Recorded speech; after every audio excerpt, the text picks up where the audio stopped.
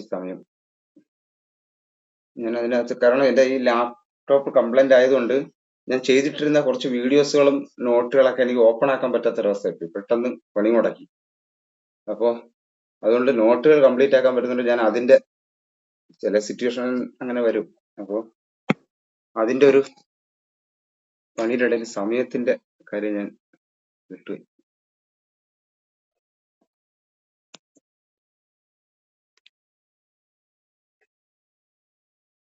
സമയം കഴിഞ്ഞത് കൊണ്ടാണോ അവർ വന്നിട്ടില്ല? ജസ്റ്റ് നമുക്കൊരു 2 മിനിറ്റോ നോക്കാം, 5 മിനിറ്റോടെ നോക്കാം.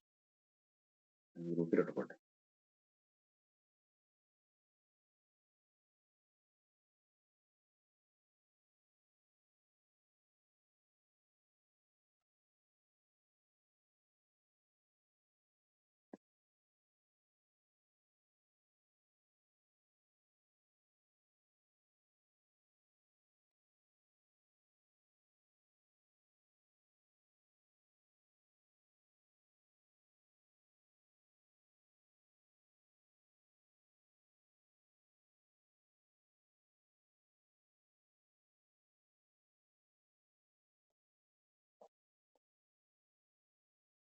ഓക്കെ,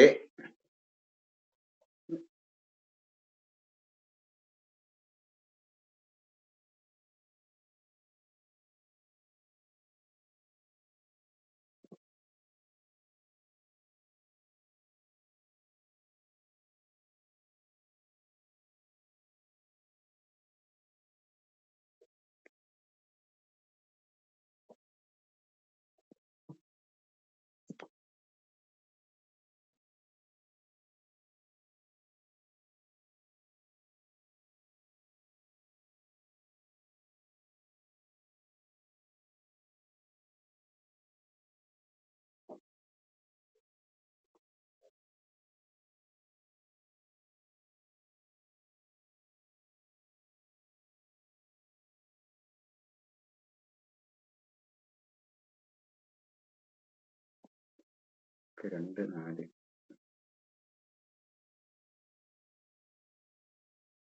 9 വരായി.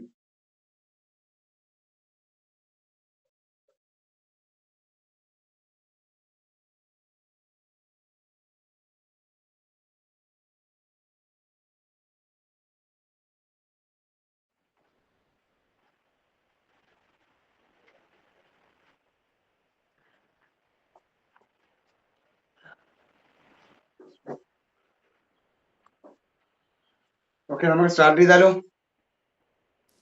തുടങ്ങാം സാർ. ഓക്കെ. ഓട്ടം പോട്ടിട്ട് താമസമായി. നമ്മൾ ഇന്ന് ഞാനും കുറച്ച് താമസിച്ചു. ഓക്കെ ഓക്കെ സാറേ. അപ്പൊ ശരി എന്നാ. ശരി ശരി ശരി ശരി.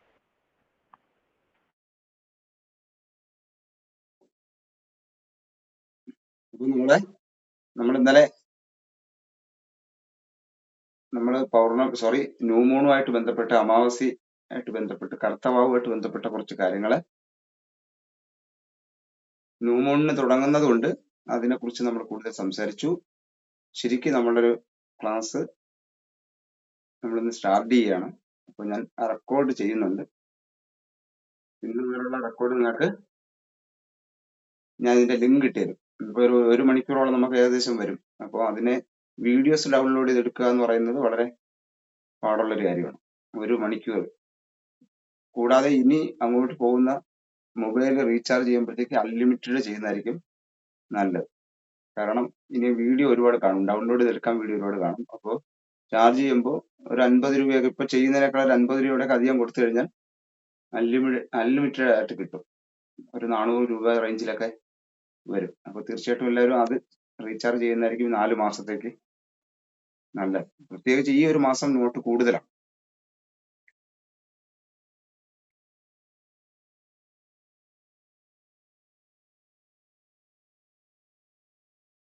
ഓക്കെ,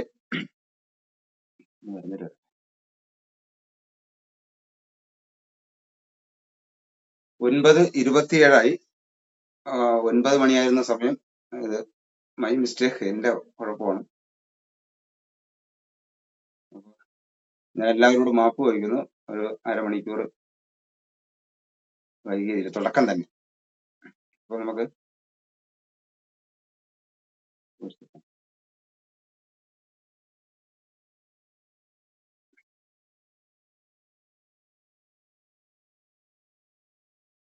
ഓക്കെ, നമ്മുടെ ക്ലാസ് തുടങ്ങുന്നതിന്റെ ഭാഗമായിട്ട്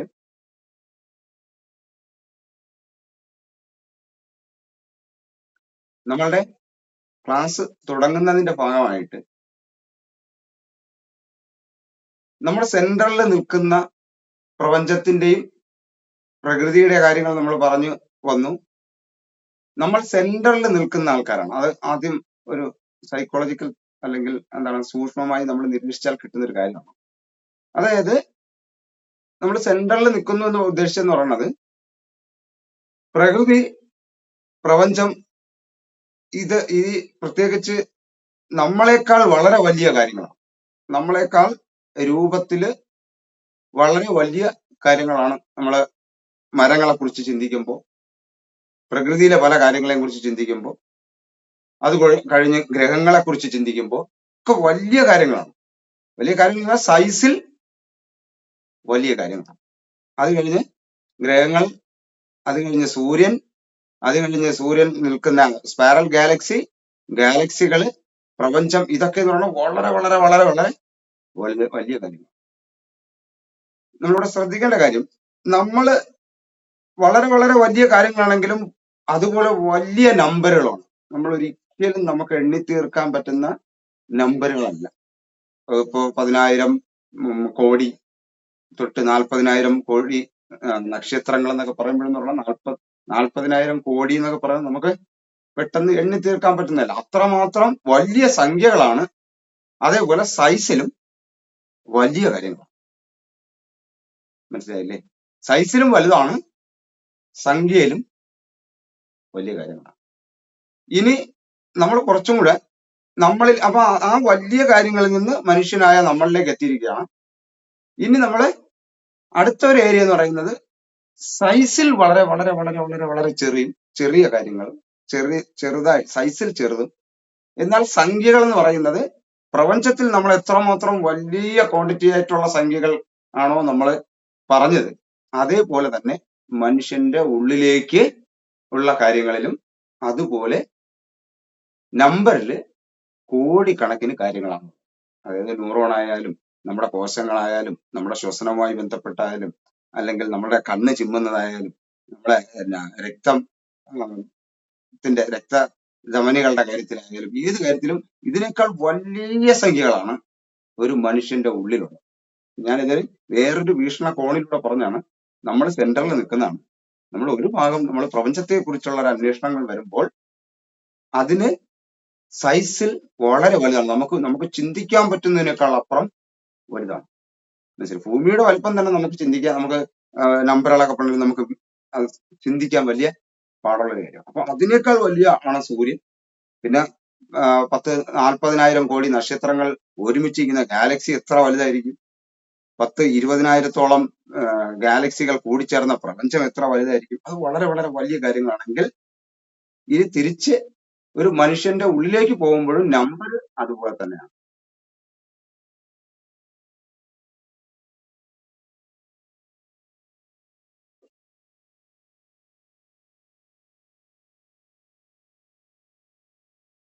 നമ്പർ അതുപോലെ തന്നെയാണ്, പക്ഷെ സൈസിൽ വളരെ ചെറുതാണ്. ചെറുതായി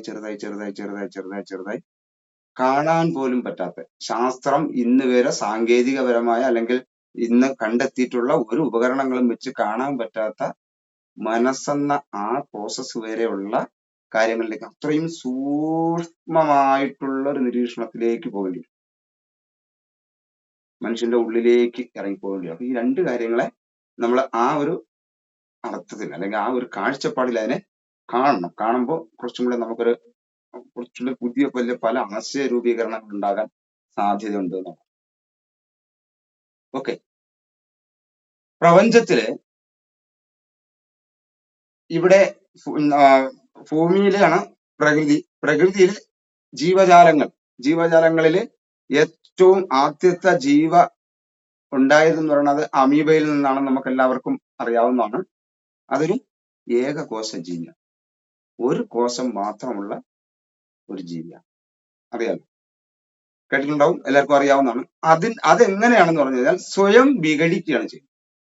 ആ ഒരു കോശമുള്ള ജീവിയുടെ ഒരു പ്രത്യേകത എന്ന് പറഞ്ഞാൽ ഒരു കോശം അത് സ്വയം വിഘടിച്ച് അത് 2 എണ്ണാവും, പിന്നെ അത് 4 ആവും, അത് 8 ആവും. അങ്ങനെയാണ് ഏകകോശ ജീവിയായിട്ടുള്ള അമീബയാണ് ആദ്യമായിട്ട് ജീവനില് നമുക്കറിയാൻ പറ്റിയിട്ടുള്ളതിൽ ജീവനിലെ ഏറ്റവും ആദ്യത്തെ ജീവൻ എന്ന് പറയുന്നത് അമീബയാണ്.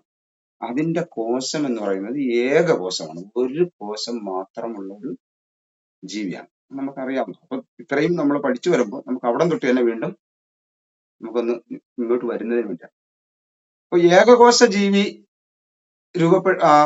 ഉണ്ടായതിനു ശേഷം പിന്നീട് അവിടെ നിന്ന് ബഹുകോശ ജീവികളായിട്ടുള്ള ജീവികൾ രൂപപ്പെട്ടപ്പോൾ അതിൽ ആദ്യത്തെ ബ്രെയിൻ, തലച്ചോറിന്റെ ബ്രെയിനുമായി ബന്ധപ്പെട്ട് ആദ്യത്തെ ബ്രെയിൻ ജീവികൾക്കുള്ള ബ്രെയിൻ വളർച്ചയിൽ 2 ക്വാളിറ്റികളാണ് പ്രധാനമായിട്ടുള്ളത്.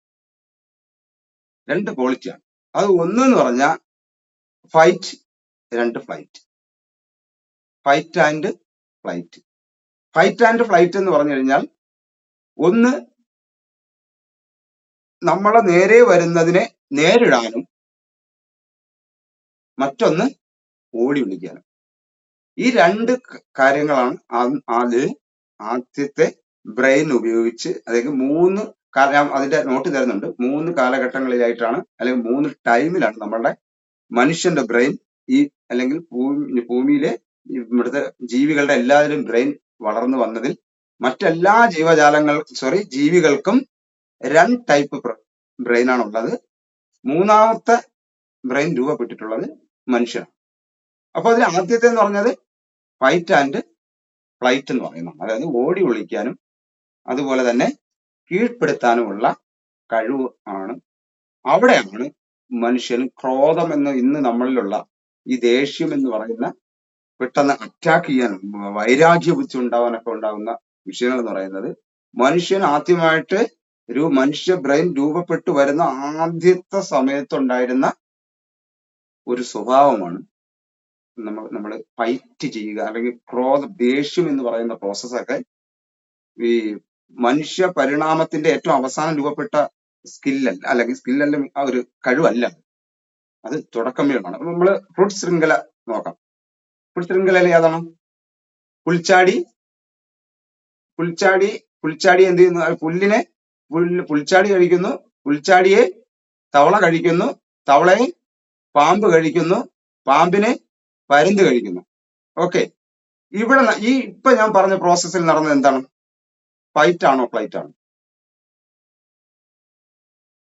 ഫൈറ്റ് ആണ്. പുല്ലിനെ പുൽച്ചാടി ഫൈറ്റ് ചെയ്യുന്നു, പുൽച്ചാടിയെ തവള ഫൈറ്റ് ചെയ്യുന്നു, തവളയെ പാമ്പ് ഫൈറ്റ് ചെയ്യുന്നു, പാമ്പിനെ പരുന്ത് ഫൈറ്റ് ചെയ്യുന്നു. ഇന്ന് ഫ്ലൈറ്റ് എന്ന് പറഞ്ഞ തിരിച്ചാണ്.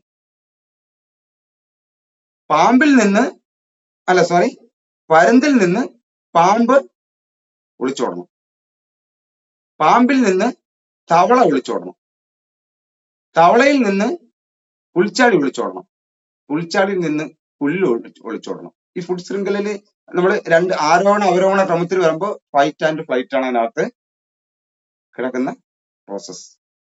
അപ്പൊ ആദ്യത്തെ ബ്രെയിനിന്റെ വളർച്ചയിൽ ഉള്ളത് ഫൈറ്റ് ആൻഡ് ഫ്ലൈറ്റ്, ഈ പ്രോസസ്സാണ് പ്രധാനമായിട്ടുള്ളത്. പിന്നെ ചില ജീവികളുണ്ട്, ഒച്ച്, അല്ലെങ്കിൽ ചില നമ്മളെ എന്താ പറയും, ചില അട്ട ഒക്കെ ഇല്ലേ, അവര് ഇത് 2 കാര്യങ്ങൾ, ഫൈറ്റും അല്ല ഫ്ലൈറ്റും അല്ലാതെ അവർ അവിടെ എന്താണ് സ്വയം ഒതുങ്ങി കൊടുക്കുന്നുണ്ട്.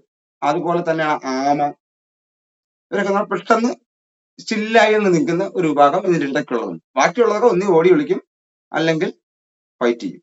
ഈ ഒരു പ്രോസസ്സാണ്. 2ാമത് ബ്രെയിനിൽ രൂപപ്പെടുന്ന ഒരു ഘടകമാണ് സ്നേഹം. നമ്മുടെ പൂച്ച, പട്ടി, ഇത്തരം ജീവികളൊക്കെ എന്ന് പറയുന്നത് അവർ ഓട്ടോമാറ്റിക്കലി നമ്മളെ സ്നേഹിക്കുന്ന, നമ്മളെ ഉരുമുന്ന, അതായത് അവിടെയാണ് റീപ്രൊഡക്റ്റിംഗ് എന്ന് പറയുന്ന പ്രോസസ്സ് മനുഷ്യരില്ലാതെ തലമുറകളെ സൃഷ്ടിക്കുന്നതിന് വേണ്ടിയുള്ള പ്രോസസ്സൊക്കെ ഈ ജീവികൾക്ക് കൂടുതൽ വരുന്ന രണ്ടാമത്തെ ബ്രെയിനിന്റെ വളർച്ചയിൽ രൂപപ്പെട്ടാണ്. അത് നമുക്കും എല്ലാ ജീവികൾക്കും ഉള്ളതാണ് ഇത്രയും. ഇത് നമ്മൾ മനസ്സുമായി ബന്ധപ്പെട്ട് പറയുകയാണെങ്കിൽ ഈ പറഞ്ഞ ആദ്യത്തെ രണ്ട് വർഗത്തിൽപ്പെട്ടവർക്കുള്ള മൈൻഡ് എന്ന് പറയുന്നത് സബ് കോൺഷ്യസ് മൈൻഡ് അല്ലെങ്കിൽ ഉപബോധ മനസ്സെന്ന് പറയും. അവരുടെ പ്രോസസ്സ് ഉപബോധ മനസ്സാണ്. ബോധ മനസ്സെന്ന് പറയുന്ന ഒരു പ്രോസസ്സ് അവർക്ക് ഇല്ല. ഉപബോധ മനസ്സാണ് അവരിലുള്ള. അതിന്റെ ഒരു ഉദാഹരണം പറഞ്ഞാൽ, നമ്മുടെ വീട്ടിലെ ഒരു പൂച്ചയെ കുട്ടിക്കാലത്ത് നമ്മൾ എടുത്തുകൊണ്ട് വന്ന് അത് വേറൊരു അമ്മയെ കണ്ടിട്ടില്ല, ഒരു പൂച്ചകളെയും കണ്ടിട്ടില്ല. നമ്മുടെ വീടിന്റെ അകം മാത്രമാണ് കണ്ടത്. ഒരു നാൾ മറ്റൊരു പൂച്ചയുമായി ശാരീരിക ബന്ധപ്പെട്ട് ഈ പൂച്ച അമ്മയാകുമ്പോൾ ഈ കുഞ്ഞിനെ എങ്ങനെയാണ് എടുത്തുകൊണ്ട് പോകേണ്ടത്, ആ പൂച്ച കണ്ണു തുറക്കുന്നത് വരെ എവിടെയാണ് സൂക്ഷിക്കേണ്ടത്, എങ്ങനെ ഇതിന് പാല് കൊടുക്കണം, ഈ കാര്യങ്ങളൊന്നും അവരുടെ മുൻകാലങ്ങളിൽ ബോധത്താൽ അവർ കണ്ടുപഠിച്ച കാര്യങ്ങളെ അല്ല. ഇത് സബ് കോൺഷ്യസ് മൈൻഡ്, അതായത് തലമുറകളായിട്ട് അവരിലേക്ക് അത് പാസ് ചെയ്യുന്ന. ഇതവര് ഓട്ടോമാറ്റിക്കലി ആ കുഞ്ഞു പൂച്ചകളുടെ കഴുത്തിൽ തന്നെ അത് എടുത്തുകൊണ്ട് പോകും. എല്ലാ തള്ളപ്പൂച്ചകളും എന്തൊക്കെയാണോ ചെയ്യുന്നത് അത് തന്നെ ആ പൂച്ചയും ചെയ്യും. ഇതാണ് സബ് കോൺഷ്യസ് മൈൻഡിന്റെ പ്രത്യേകത. അതായത് തലമുറകളായിട്ട് പാസ് ചെയ്ത് തന്നിരിക്കുന്ന ഒരു നോളജാണ് സബ് കോൺഷ്യസ് മൈൻഡിനകത്ത് ഉള്ളത്. ഇനി മൂന്നാമത്തെ ഒരു ഭാഗമാണ്, അല്ലെങ്കിൽ മൂന്നാമത്തെ ഒരു ബ്രെയിനിന്റെ ഒരു വളർച്ചയുടെ ഭാഗമാണ് നമ്മൾ ഇന്ന് ഈ പറയുന്ന മനുഷ്യ പരിണാമത്തിലേക്ക് കുരങ്ങ് വർഗത്തിൽ നിന്നാണ് മാറി എന്ന് പറയുന്ന ഹോമിയോ സാപ്പിയൻസ് എന്ന് പറയുന്ന ആ കുരങ്ങ് വർഗത്തിൽ നിന്ന് മനുഷ്യനിലേക്കുള്ള ചേഞ്ച് വരുന്ന ആ സമയത്താണ് നമ്മളുടെ മൂന്നാമത്തെ ബ്രെയിനിന്റെ വളർച്ച എന്ന് പറയുന്നത്. നമ്മുടെ ഈ മുന്നോട്ട് നെറ്റി ഇങ്ങനെ തള്ളി നിൽക്കുന്ന മറ്റൊരു ജീവികളില്ല. ഇത് നമ്മളുടെ ഫ്രണ്ടിനായി രണ്ട് ഭാഗത്തും, ആദ്യത്തെ മറ്റു ജീവികളുടെ രണ്ട് ഭാഗമുണ്ട്. ഈ മൂന്നാമത്തെ നെറ്റി ഇങ്ങനെ തള്ളിയിരിക്കുന്ന ആനയ്ക്ക് പോലും ഇല്ല. നെറ്റി ഇങ്ങനെ തള്ളിയിരിക്കുന്നത്, അതായത് ഇവിടെയാണ് ശരിക്കു പറഞ്ഞാൽ നമ്മളുടെ ബോധതലം ഇരിക്കുന്നത്. ആണ് ഹോമിയോ സാപ്പിയൻസ് മുതൽ പിന്നെ ഉള്ള മനുഷ്യനിലേക്ക്, പിന്നെ അവിടെ തൊട്ടാണ് മനുഷ്യ പരിണാമം നടക്കുന്നത്. ഞാൻ ഇത് വളരെ ഇതായിട്ട് ഞാൻ പറയണം, എന്റെ നോട്ട് ഞാൻ തരാം. നമ്മളെ വിഷയത്തിലേക്ക് കടക്കുന്നതിന് മുമ്പ് നമ്മളിങ്ങനെ അറിഞ്ഞിരിക്കണം. ഈ ഒരു നമ്മൾ ചന്ദ്രനെയും അതുപോലെ പ്രപഞ്ചത്തെയും ഒക്കെ കണക്ട് ചെയ്ത് വന്ന സ്ഥിതിക്ക് ഈ മൂന്ന് രീതിയിലാണ് ജീവിവർഗങ്ങളുടെ ചേഞ്ച് നടന്നിരിക്കുന്നത്. അതിൽ മൂന്നാമത്തെ ചേഞ്ച് നടന്നിട്ടുള്ളത് മനുഷ്യന് മാത്രമാണ്. ഇനി ഫ്യൂച്ചറിൽ പ്രപഞ്ചം, പ്രകൃതിയും മറ്റ് ജീവികൾക്കും ഇതേപോലെ മൂന്നാമത്തെ ഈ ഫ്രോണ്ടൽ ലോബ് അടക്കമുള്ള ബ്രെയിൻ അവർക്ക് കൊടുക്കണമെന്നുണ്ടെങ്കിൽ മനുഷ്യനേക്കാൾ അതിബുദ്ധിമാന്മാരായി അവർ മുന്നോട്ട് പോകും. മൂന്നാമത്തെ ബ്രെയിനിലുള്ളതാണ് വിവേചന ബുദ്ധി.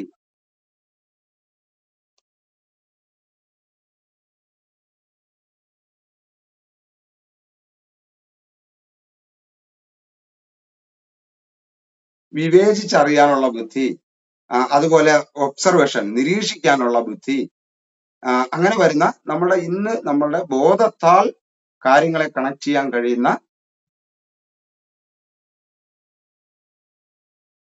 ബോധത്താൽ ഇന്ന് നമ്മൾ നിൽക്കുന്ന ബോധ മനസ്സിന്റെ ഉടമകളാണ് ഈ മൂന്നാമത്തെ ബ്രെയിൻ. അത് ചെറിയ കാര്യമല്ല, അതിന്റെ വിശദീകരിച്ച് ഞാൻ നോട്ട് തരുന്നുണ്ട്. പെട്ടെന്ന് നമ്മുടെ ആ വിഷയത്തിലേക്ക് അതിന്റെ ആ ഒഴുക്ക് നിങ്ങൾക്ക് മനസ്സിലായിട്ടുണ്ടെന്ന് വിചാരിക്കുന്നു. ഓക്കെ, ഞാൻ പറയുന്നത് കണക്ട് ആവുന്നുണ്ടോ?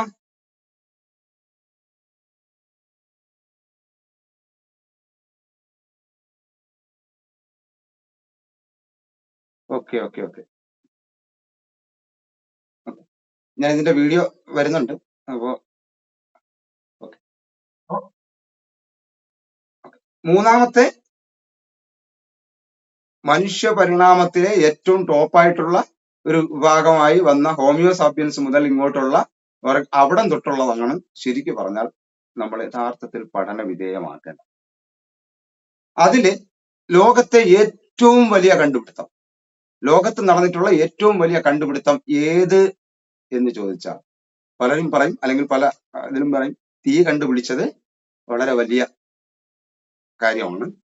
അതുപോലെ തന്നെ വലിയ കണ്ടുപിടുത്തങ്ങളിൽ ഒന്നാണ് പിന്നെ ചക്രം കണ്ടുപിടിച്ചത്, അതായത് സഞ്ചരിക്കാനുള്ള ചക്രം കണ്ടുപിടിച്ചത് വളരെ വലിയ കണ്ടുപിടുത്തങ്ങളാണ്. ആയുധങ്ങൾ കണ്ടുപിടിച്ചത് അത് വലിയ കണ്ടുപിടുത്തങ്ങളാണ്. പക്ഷേ ഇവിടെ നമ്മളെ സംബന്ധിച്ചിടത്തോളം ഏറ്റവും വലിയ കണ്ടുപിടുത്തം, ലോകത്തിലെ മനുഷ്യന്റെ ഏറ്റവും വലിയ കണ്ടുപിടുത്തം എന്ന് പറയുന്നത് ആശയവിനിമയം ചെയ്യാനുള്ള കഴിവാണ്. മനുഷ്യന് ആശയവിനിമയം ചെയ്യാനുള്ള കണ്ടുപിടുത്തം കണ്ടുപിടിച്ചതാണ്. അതായത് ഞാൻ കടന്നു പോകുന്ന വഴിയിലൂടെ അല്ലെങ്കിൽ എന്റെ പിറകെ വരുന്നവർക്ക് ഞാൻ ഏത് വഴിയാണ് പോയത് എന്ന് മനസ്സിലാക്കാൻ അന്നത്തെ കാലഘട്ടത്തിലുള്ള ആ ഹോമിയോ സപ്പിയൻസിന്റെ ആ കാലഘട്ടത്തില് അവർക്ക് തോന്നണ്ടേ, കാരണം ഞാൻ ഇതുവഴിയാണ് പോയത്, എന്റെ പിറകെ വരുന്ന ആള് ഞാൻ ഇതുവഴിയാണ് പോയെന്ന് അറിയണം. ഇന്ന സ്ഥലത്ത് മൃഗങ്ങളുണ്ട്, അവിടെ നമ്മൾ ആക്രമിക്കപ്പെടും, അവിടെ നമ്മൾ കരുതി കൂട്ടിയേ പോകാവൂ. ഇന്ന സ്ഥലത്ത് അല്ലെങ്കിൽ ഈ ഒരു വഴിയെ അവിടെ ഒരു ഡേഞ്ചറാണ്, അതുവഴി പോകണം, സൂക്ഷിക്കണം എന്ന് അന്നത്തെ സമയത്ത് ഏതൊരു മകാനാണോ കുറിച്ചു വെക്കണമെന്ന് തോന്നിയത്, അല്ലെങ്കിൽ അടയാളപ്പെടുത്തണമെന്ന് തോന്നിയത്, രേഖപ്പെടുത്തണമെന്ന് തോന്നിയത്, ആ കണ്ടുപിടുത്തമാണ് ഇന്ന് നമ്മളെ ഏറ്റവും വലിയ മഹാന്മാരാക്കിയിരിക്കുന്നത്. അല്ലെങ്കിൽ മനുഷ്യന്റെ ഈ ലെവലിലേക്ക് എത്തിയതിന്റെ ആദ്യത്തെ വിപ്ലവം എന്ന് പറയുന്നത് ആശയവിനിമയം ചെയ്യാനുള്ള കഴിവാണ്. അതെങ്ങനെയാണ് ആശയവിനിമയം ചെയ്തതെന്ന് നമുക്ക് നോക്കിയാൽ, പോകുന്ന വഴിയെ ആദ്യം മരക്കമ്പുകൾ, മരത്തിന്റെ ശിഖരങ്ങൾ, ഇലകള്, പാറക്കഷ്ണങ്ങളൊക്കെ തന്നെ എടുത്തു വെച്ചിട്ട് ആണ് അവർ യാത്ര ചെയ്യുന്നത്. കാട്ടിലൂടെ പോകുമ്പോൾ മരങ്ങളുടെ നമ്മൾ ഇതിലാണ് പോയെന്ന് അറിയാൻ വേണ്ടി എന്ത് ചെയ്യാം, മരങ്ങളുടെ ശിഖരങ്ങളും ചെറിയ ശിഖരങ്ങളൊക്കെ ഒടിച്ചൊടിച്ച് വെച്ചിട്ട് പോവുക. ഇങ്ങനെ ഒടിച്ചു വെച്ചിട്ട് പോകണം. ഇതൊക്കെ സ്ഥായിയല്ല, എക്കാലവും നിലനിൽക്കുന്നതല്ല എന്ന് അവരിൽ തന്നെ ബോധ്യമായതോടു കൂടിയാണ് അവർ ചില ചിഹ്നങ്ങളും ചിഹ്നങ്ങളും അതിനകത്ത് സിമ്പിൾസും കാര്യങ്ങളും ഒക്കെ അവര് ചെയ്തു തുടങ്ങി. ചിഹ്നങ്ങളും അടയാളങ്ങളും രേഖപ്പെടുത്തി തുടങ്ങി. ചിഹ്നങ്ങളും അടയാളങ്ങളും ആശയവിനിമയത്തിന് വേണ്ടി രേഖപ്പെടുത്തിയപ്പോൾ മനുഷ്യന്റെ ഇടയിൽ എഴുത്ത് എന്ന വിദ്യയ്ക്കാണ് എന്ത് ചെയ്തത്, തുടക്കം കുറിച്ചത്. മനുഷ്യ സമൂഹത്തിന്റെ അല്ലെങ്കിൽ മനുഷ്യവർഗത്തിന് എഴുത്ത് എന്ന് പറയുന്ന ഒരു വിദ്യയ്ക്ക് ആദിമ മനുഷ്യൻ രൂപം കൊടുത്തു. അവിടെ രൂപപ്പെടണം. ആ ചിഹ്നങ്ങളും അടയാളങ്ങളും പോരാ എന്നും കുറച്ചും കൂടെ വ്യക്തമാകണമെന്നും മനസ്സിലാക്കിയപ്പോൾ അവർ ചിത്രങ്ങളിലൂടെ, ചിത്രലിപി എന്ന് പറയുന്ന ചിത്രങ്ങളിലൂടെ കാര്യങ്ങളെ രേഖപ്പെടുത്താൻ തുടങ്ങി, മെസ്സേജുകൾ പാസ് ചെയ്ത് കൊടുക്കാൻ തുടങ്ങി. അവിടെ ചിത്രകല എന്ന് പറയുന്ന ഒരു കലയ്ക്കാണ് രൂപം വരുന്നത്. കാരണം അക്ഷരലിപിയേക്കാൾ ചിത്രലിപിയാണ് ആദ്യത്തെ ലിപി, നമുക്കറിയാവുന്ന. അപ്പൊ ആ മനുഷ്യന്റെ അവിടെ ചിത്രലിപി രൂപപ്പെടണം. അപ്പൊ ചിത്രം വരയ്ക്കണമെങ്കിൽ എന്ത് ചെയ്യണം? ഒരു സ്ഥലത്ത് നടക്കുന്ന സംഭവമോ ഒരു പ്രശ്നങ്ങളോ ഇത് ചിത്രത്തിലോട്ട് മാറ്റണമെങ്കിൽ മനുഷ്യനെ നിരീക്ഷിക്കണം. ഇന്ന് നമുക്ക് ഈസിയാണ്. അപ്പൊ അന്ന് നിരീക്ഷിക്കണം. ഒരു വസ്തു നിൽക്കുന്ന സ്ഥലം, അതിന്റെ ചുറ്റുപാട്, അവിടെ നടക്കുന്ന എല്ലാ കാര്യങ്ങളെ കുറിച്ചും നിരീക്ഷിച്ചു തുടങ്ങിയാൽ മാത്രമേ അവന് ഇത് ചിത്രങ്ങളാക്കാൻ പറ്റും. അപ്പൊ ചിത്രങ്ങളാക്കാൻ അവൻ നിരീക്ഷണം തുടങ്ങിയതോടെ മനുഷ്യന് പിന്നെ രൂപപ്പെടുന്നതാണ് ആശയവിനിമയത്തിന് വേണ്ടി ചിത്രലിപികൾ എഴുതിയതിലൂടെ മനുഷ്യന് രൂപപ്പെട്ടതാണ് ചിത്രലിപി അല്ലെങ്കിൽ ചിത്രകല എന്ന് പറയുന്ന ഒരു കലാരൂപം. ആ ചിത്രങ്ങൾ അവനെ സാങ്കല്പികപരമായിട്ടുള്ള പ്രപഞ്ചത്തിന്റെയും പ്രകൃതിയുടെയും നക്ഷത്രങ്ങളെയും മറ്റ് ജീവികളെയും ഒക്കെ തന്നെ അവൻ സ്വപ്നം കാണാനാണ് അവൻ പഠിച്ചു തുടങ്ങി.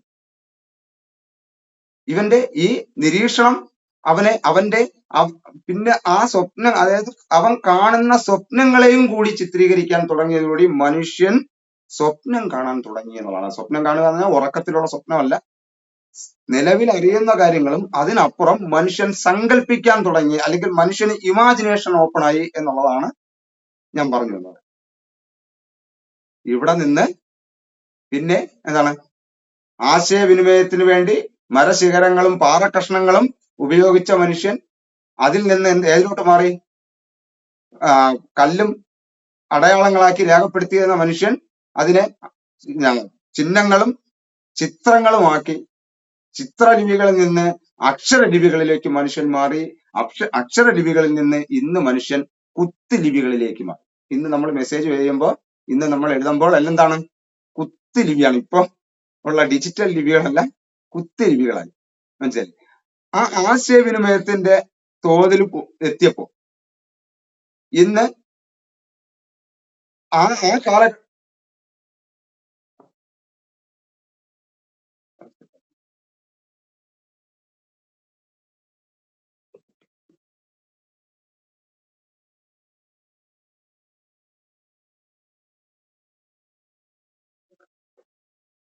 അപ്പൊ ആ കാലഘട്ടത്തിൽ നിന്ന് നമ്മള് നിരവധി ശാസ്ത്രങ്ങളാണ് രൂപപ്പെടുന്നത്. അതായത് ആദ്യകാലത്തെ മനുഷ്യൻ പ്രപഞ്ചത്തിൽ എന്താണ്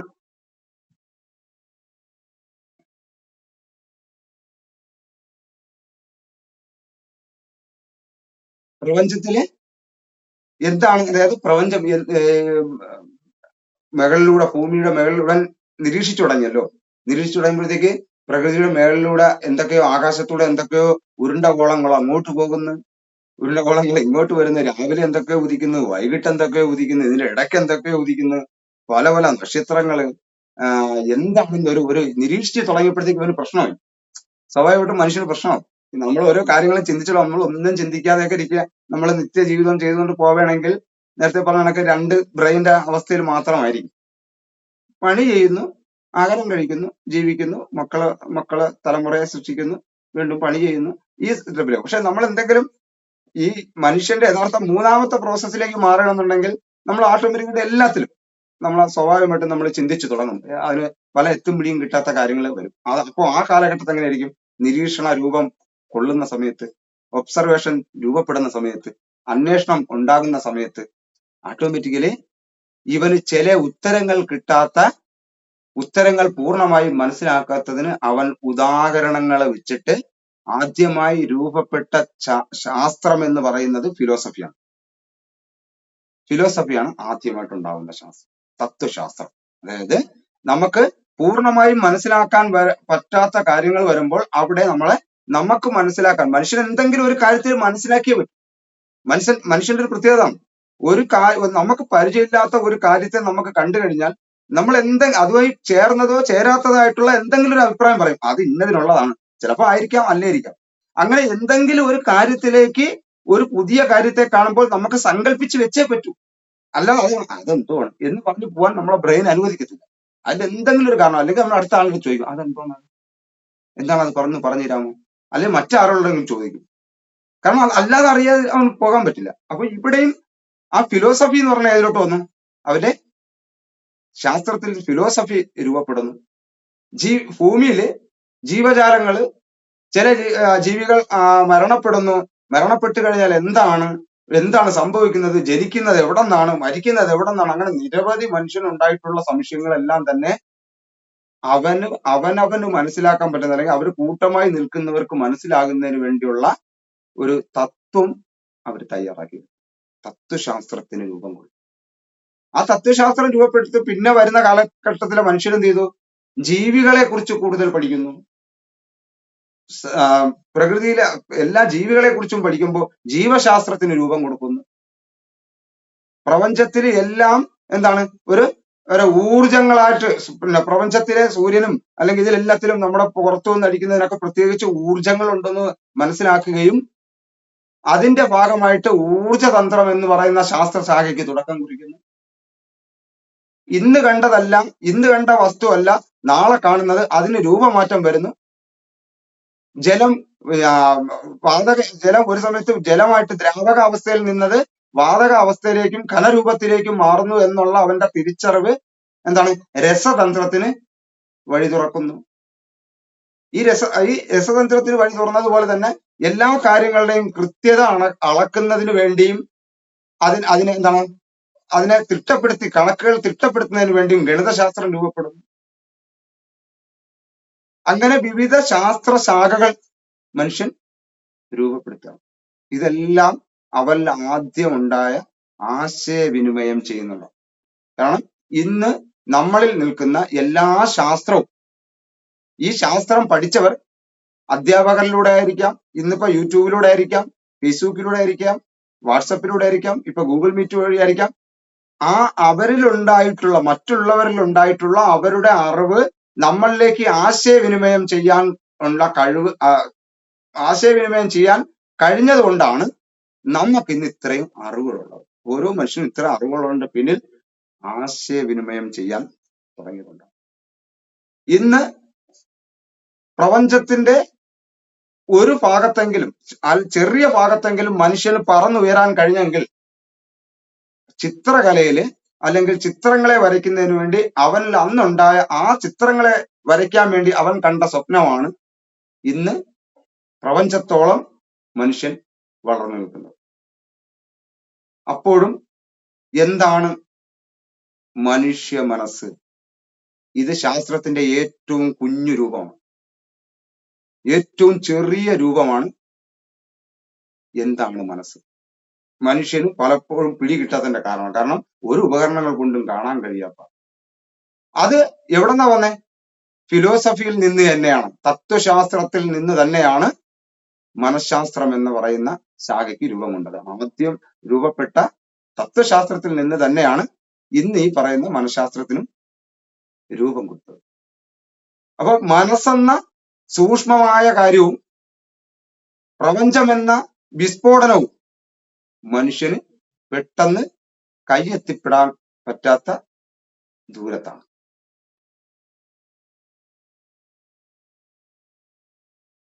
ഓക്കെ, ഞാൻ സംസാരിക്കുന്ന കാര്യങ്ങൾ കണക്ട് ചെയ്യുന്നുണ്ടോ? അതെ, എങ്ങനെയാണ്? ജസ്റ്റ് ഒന്ന് പറയാമോ?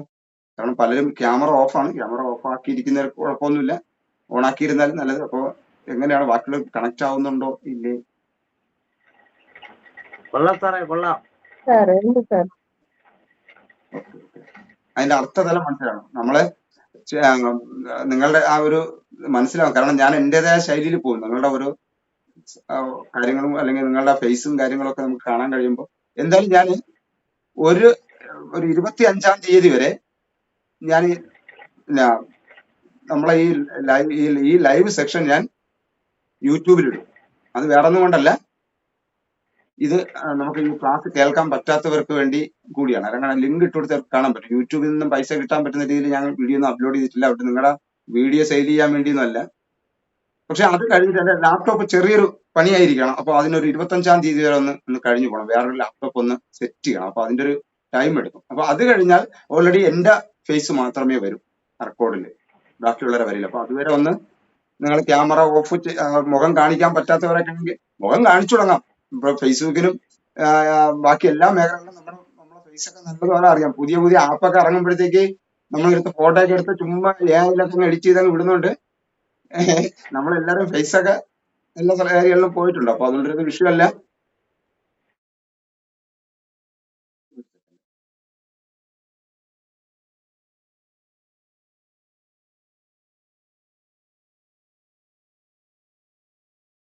ഓക്കെ, ഇത് ഞാൻ ഇതിന്റെ നോട്ട് തരാം.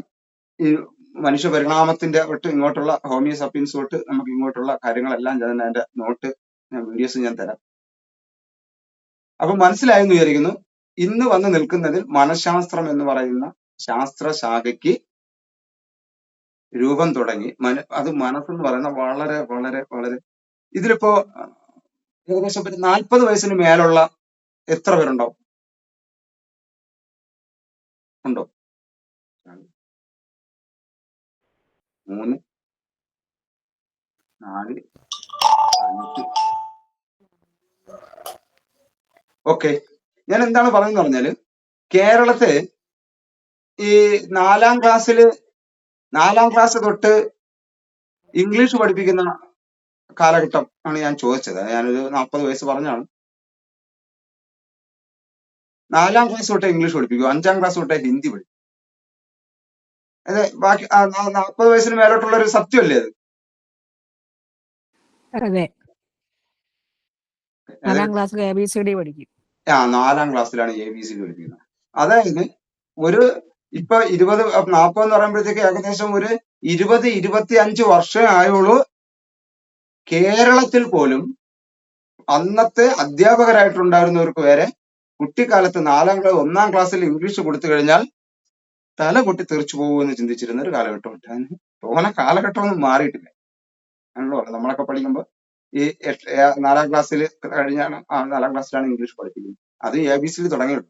1-ാം ക്ലാസ്സിലോ അല്ലെങ്കിൽ 2-ാം ക്ലാസ്സിലോ പറഞ്ഞു കഴിഞ്ഞാൽ പഠിപ്പിച്ചു കഴിഞ്ഞാൽ അത് വളരെ ബുദ്ധിമുട്ടുള്ള ഒരു കാര്യമാണ്. കാരണം അത് പഠിച്ചെടുത്താൽ എന്തോ മാനസിക പ്രശ്നം സംഭവിക്കും. കാരണം അത് പഠിച്ചെടുക്കാനുള്ള തലച്ചോറ് ഈ കുട്ടികൾക്കില്ല എന്ന് അത്രമാത്രം അറിവുള്ള ഒരു എന്താണ്, ഒരു സെക്കൻഡ്,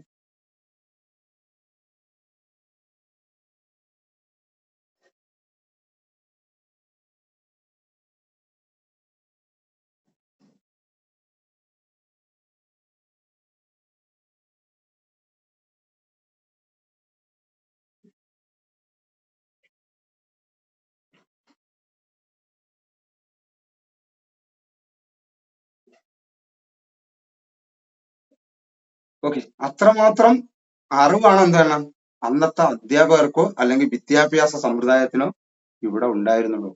ഇന്ന് പ്ലേ ക്ലാസ്സിൽ പഠിക്കുന്ന കുട്ടികളെ ഇംഗ്ലീഷാണ് പഠിക്കുന്നത്.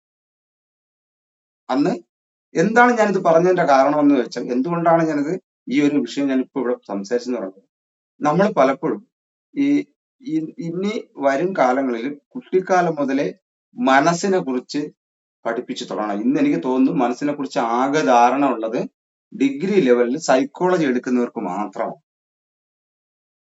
മനുഷ്യനെ ഏറ്റവും കൂടുതൽ ചൂഷണം ചെയ്യാൻ പറ്റുന്നതിന്റെ കാരണവും മനസ്സെന്ന് പറയുന്ന കാര്യത്തെ അവനവന് ഹാൻഡിൽ ചെയ്യാൻ പറ്റാത്ത രീതിയിലേക്ക് ഇന്ന് വരുന്നതിന്റെ കാരണം എന്ന് പറഞ്ഞാൽ, മനഃശാസ്ത്രത്തെ കുറിച്ച് അല്ലെങ്കിൽ മനസ്സിനെ കുറിച്ച് അവൻ എന്താണ് വിദ്യാസമ്പന്നനല്ല. ഇത് സത്യത്തിൽ കുട്ടിക്കാലം മുതലേ നമ്മളെ ഒരു കുട്ടിക്കാലം മുതൽ തന്നെ നമ്മളെ ശരീരത്തിന്റെ പാർട്സുകൾ പഠിപ്പിക്കുന്ന പോലെ നമ്മളെ മനസ്സിനെ കുറിച്ചുള്ള പ്രവർത്തനങ്ങളെ കുറിച്ചും നമ്മൾ പഠിപ്പിക്കാത്തതാണ്. ശരിക്കു പറഞ്ഞാൽ മനസ്സ് ഇന്ന് നമ്മളെ ഏറ്റവും ഉത്തരം കിട്ടാത്ത ചോദ്യങ്ങളായിട്ടോ ലൈഫിൽ നമുക്ക് മുന്നോട്ട് ഉയരാൻ പറ്റാത്ത രീതിയിലേക്കോ കേരളം അല്ലെങ്കിൽ ഇന്ത്യ പോലുള്ള രാജ്യങ്ങൾ ഏറ്റവും കൂടുതൽ നിൽക്കുന്നതിന്റെ കാരണം എന്ന് പറയുന്നത്, മനസ്സിനെ കുറിച്ചൊരു ധാരണ കിട്ടിക്കഴിഞ്ഞാൽ ഏറ്റവും പ്രധാനപ്പെട്ട കാര്യം എന്ന് പറഞ്ഞാൽ മനുഷ്യര് തമ്മിൽ അകലത്തിൽ, അതാണ് ഒന്നാമത്തെ പോളിസി ആയിട്ടുള്ള കാര്യം എന്ന് പറഞ്ഞാൽ, മറ്റൊരു മനുഷ്യനെ വെറുക്കാൻ കഴിയാതിരിക്കുന്ന കാര്യം എന്ന് പറയുന്നത് മനഃശാസ്ത്രത്തെ കുറിച്ച് മനസ്സിനെ കുറിച്ച് അറിയാവുന്ന ഒരു സത്യസന്ധമായി അറിയാവുന്ന ഒരാളിന് മറ്റൊരു മനുഷ്യനെ വെറുക്കാൻ പറ്റും. ഇതാണ് അതിന്റെ ഒന്നാമത്തെ കാര്യം. രണ്ടാമത്തെ കാര്യം, ഒരാൾക്കും നമ്മളിലേക്ക് ഒരു ഇൻഫ്ലുവൻസ് ചെയ്യുമ്പോൾ അത് എങ്ങനെയാണ് നമ്മളെ ഏത് വഴിക്കും തിരിച്ചുവിടാൻ പറ്റില്ല. നമ്മൾ രാഷ്ട്രീയക്കാരായിക്കോട്ടെ, അല്ലെങ്കിൽ മറ്റെന്തെങ്കിലും മതത്തിലകത്തുള്ളവരായിക്കോട്ടെ, അല്ലെങ്കിൽ മറ്റെന്തെങ്കിലും ബിസിനസ് ലാഭം നോക്കി വരുന്നവരായിക്കോട്ടെ, അല്ലെങ്കിൽ മറ്റെന്തെങ്കിലും തീവ്രവാദമായിട്ട് ബന്ധപ്പെട്ടോ, അല്ലെങ്കിൽ മൃഗീയമായിട്ടുള്ള അല്ലെങ്കിൽ ലഹരിപരമായിട്ടുള്ള കാര്യങ്ങളായിക്കോട്ടെ, ഇത്തരം കാര്യങ്ങളിലൊക്കെ നമ്മൾ തെറ്റായിട്ടുള്ള, ഞാൻ മതത്തിന്റെ കാര്യമോ രാഷ്ട്രീയത്തിന്റെ കാര്യമോ തെറ്റെന്നല്ല ഞാൻ അതിനെ പറയുന്നത്, തെറ്റായിട്ട് വ്യാഖ്യാനിപ്പിക്കപ്പെടുന്നു. നമ്മൾ നിത്യം സിനിമകളിലൊക്കെ കാണുന്നുണ്ടല്ലോ, തെറ്റായിട്ട് വ്യാഖ്യാനിക്കപ്പെടും. അതായത് ഒരു മുസ്ലിമിനോട് ദേഷ്യം ഉണ്ടാവാൻ വേണ്ടി മുസ്ലിങ്ങൾ തന്നെ മുസ്ലിം പള്ളികളിൽ ഒളിച്ചുപോയി എന്ന് കല്ലെറിയുക, കാരണം ഹിന്ദുക്കളായിട്ട് അടിയുണ്ടാക്കാൻ വേണ്ടി. അതുപോലെ തിരിച്ച് ഹിന്ദുക്കളകത്ത് അങ്ങനെ ചെയ്യുക, ക്രിസ്ത്യൻസിനകത്ത് ചെയ്യുക. ഇതൊക്കെ അങ്ങോട്ടും ഇങ്ങോട്ടും അറിയാവുന്നുണ്ടെങ്കിലും എന്റെ പാർട്ടിക്കാരുടെ ഭാഗത്താണ് തെറ്റെന്നുണ്ടെങ്കിലും ഞാൻ അത് ശരിയായിട്ട് ഉറപ്പിച്ചു വെക്കാൻ ശ്രമിക്കുക. ഇങ്ങനെ പറയുന്ന നിരവധി അർത്ഥമില്ലാത്ത അല്ലെങ്കിൽ ഒരിക്കലും യാഥാർത്ഥ്യമായി ബന്ധമില്ലെന്ന് നമുക്കറിയാവുന്ന കാര്യത്തിൽ പോലും നമ്മൾ അതിൽ മെരുങ്ങി കൊടുക്കേണ്ടി വരുന്ന ഒരു സിറ്റുവേഷൻ വരുന്നതെന്ന് പറയുന്നത്, ശരിക്കു പറഞ്ഞാൽ മനസ്സെന്ന് പറയുന്ന മാന്ത്രികതയെക്കുറിച്ച്, മനസ്സിന്റെ ഒരു മാന്ത്രികതയെക്കുറിച്ച് നമുക്ക് അറിയാത്തതാണ്. നമുക്ക് ആർക്ക് വേണമെങ്കിലും ഒത്തിരി ഒരു ഒരു ക്രിമിനൽ ബുദ്ധിയുള്ള ഒരാളിന് വരെ സാധാരണപ്പെട്ട മനുഷ്യനെ പെട്ടെന്ന് അവനിലേക്ക് അഡിക്റ്റ് ആക്കാൻ പറ്റും. പെട്ടെന്ന് ഇന്നത്തെ കാലഘട്ടത്തിലെ കുട്ടികളുടെ ലഹരിയിലേക്കൊക്കെ പെട്ടെന്ന് അടുക്കാൻ പറ്റുന്നതിന്റെ കാരണം എന്ന് പറയുന്നത് നമ്മളുടെ മനസ്സിന്റെ പാർട്സുകളെ കുറിച്ചോ നമ്മുടെ മനസ്സിനെ കുറിച്ചോ നമുക്ക് വ്യക്തമായി ധാരണയില്ലാത്തതാണ്. ഞാൻ 4ാം ക്ലാസ്സിൽ തൊട്ടാണ് ഇംഗ്ലീഷ് പഠിപ്പിക്കാൻ തുടങ്ങിയെന്ന് പറഞ്ഞാൽ മനസ്സിനെ കുറിച്ച്, മനുഷ്യനെ കുറിച്ച് ഇന്ന് വളരെ ചർച്ചകളില്ല. TA സൈക്കോളജി കേട്ടിട്ടുണ്ടോ? TA സൈക്കോളജി കേട്ടിട്ടുള്ള ആരെങ്കിലും ഉണ്ടോ? ആരെങ്കിലും ഉണ്ടെങ്കിൽ ഒന്ന് ഒരു ലൈക്ക് അടിക്കാം. ഇല്ല അല്ലേ? ഓക്കെ. TA സൈക്കോളജി എന്ന് പറയുന്നത് ട്രാൻസാക്ഷണൽ അനാലിസിസ്. ആശയവിനിമയങ്ങളുടെ അപഗ്രഥനം. ഇത് ഏതൊരു മനുഷ്യനും അറിഞ്ഞിരിക്കേണ്ട കാര്യം. വിനിമയങ്ങളുടെ, ഞാൻ ആശയവിനിമയത്തെ കുറിച്ച് പറഞ്ഞു വന്നുകൊണ്ടാണ് ഞാൻ അതിലേറ്റവും, അതായത് BA മെയിൻ പേപ്പർ ഉണ്ട്, MA മെയിൻ പേപ്പർ ഉണ്ട്, TA സൈക്കോളജി. അതായത് ഒരു മനുഷ്യൻ മറ്റൊരു മനുഷ്യനുമായിട്ട് ആശയവിനിമയം ചെയ്യുന്നതിന്റെ സൈക്കോളജിയാണ്, മനഃശാസ്ത്രമാണ് TA സൈക്കോളജി എന്ന് പറയുന്നത്. ഈ TA സൈക്കോളജി പോലുള്ള ഒരു കാഴ്ചപ്പാട് മനുഷ്യന് കൊടുത്തു കഴിഞ്ഞാൽ നമ്മൾ മറ്റൊരാളിനെ അനാവശ്യമായിട്ട് നമ്മൾ അല്ലെങ്കിൽ അവരെ ദ്രോഹിക്കത്തില്ല. നമുക്ക് അതായത് അതിന്റെ റിസൾട്ട് അവരുടെ ലൈഫിൽ എങ്ങനെയാണ് ഉണ്ടാകുന്നത്. ഞാൻ ഒരാളെടുത്ത് ഒരു മോശമായ രീതിയിൽ ഒരാളെ ഞാൻ മർദ്ദിച്ചു കഴിഞ്ഞാൽ ആ ആളിന്റെ ലൈഫിൽ പിന്നീട് ആ ആള് ഏത് ലെവലിൽ ചെന്ന് പീക്കിൽ ചെന്ന് എത്തും എന്നുള്ള കാര്യം അറിയാം. അവിടെ അടി കൊണ്ടുടനെ ആള് തീരെയല്ല ചെയ്യും. ഉദാഹരണം പറഞ്ഞു കഴിഞ്ഞാല് ഈ പെട്ടെന്ന് പറയാൻ പറ്റുന്ന ഒരു കാര്യമാണ് അമ്മാവി അമ്മ മരുമകൾ വിഷയം. അത് ഏകദേശം പല സിനിമകളിലും പല സംഭവങ്ങളിലും കണ്ടിട്ടാണ് അമ്മാവി അമ്മ മരുമകൾ പ്രശ്നം. കേട്ടിട്ടുണ്ടാവുമല്ലോ, അത് എല്ലാവർക്കും അറിയാലോ. ഞാൻ ഇച്ചിരൂടെ ഒന്ന് ഈ കാരണം ഞാനിപ്പോ നോക്കിയിരിക്കുന്നതെന്ന് പറയുന്നത് 6, ഒരു പൂവ്, ഒരു S, ഒരു 6, ഒരു തെങ്ങും തോട്ടം ഇഷ്ടം. ഇത്രേ ഉള്ളു. എനിക്ക് ആൾക്കാരെ കാണുന്നുണ്ട്. അതിൽ ഞാനൊരു നമ്മള് ലൈവില് വീഡിയോ എടുക്കാതിരിക്കുന്നതൊക്കെ ഇരിക്കണം. അപ്പൊ ഞാൻ നിങ്ങളുടെ കൂടെ ലൈക്കോ കാര്യങ്ങളോ കമന്റുകളൊക്കെ അല്ലെങ്കിൽ വരുമ്പോഴത്തേക്ക് മനസ്സിലാവും. എനിക്ക് കുറച്ചും കൂടെ ഇത് വരും. അതിനാണ് ഞാൻ പറയുന്നത്. കേൾക്കുന്നുണ്ടോ? ഒരൊന്നിനോട്ട് മൈക്കൊന്ന് ഓണാക്കി. ഓക്കെ, നമുക്കൊരു 10 മിനിറ്റ് കൂടി നമുക്ക് മുന്നോട്ട് പോവാം. ഓക്കെ, കുഴപ്പമില്ല, കണ്ടിന്യൂ ചെയ്യാലോ. 1 മണിക്കൂർ കണ്ടിന്യൂ ചെയ്തൂടെ? 8:30 തുടങ്ങി.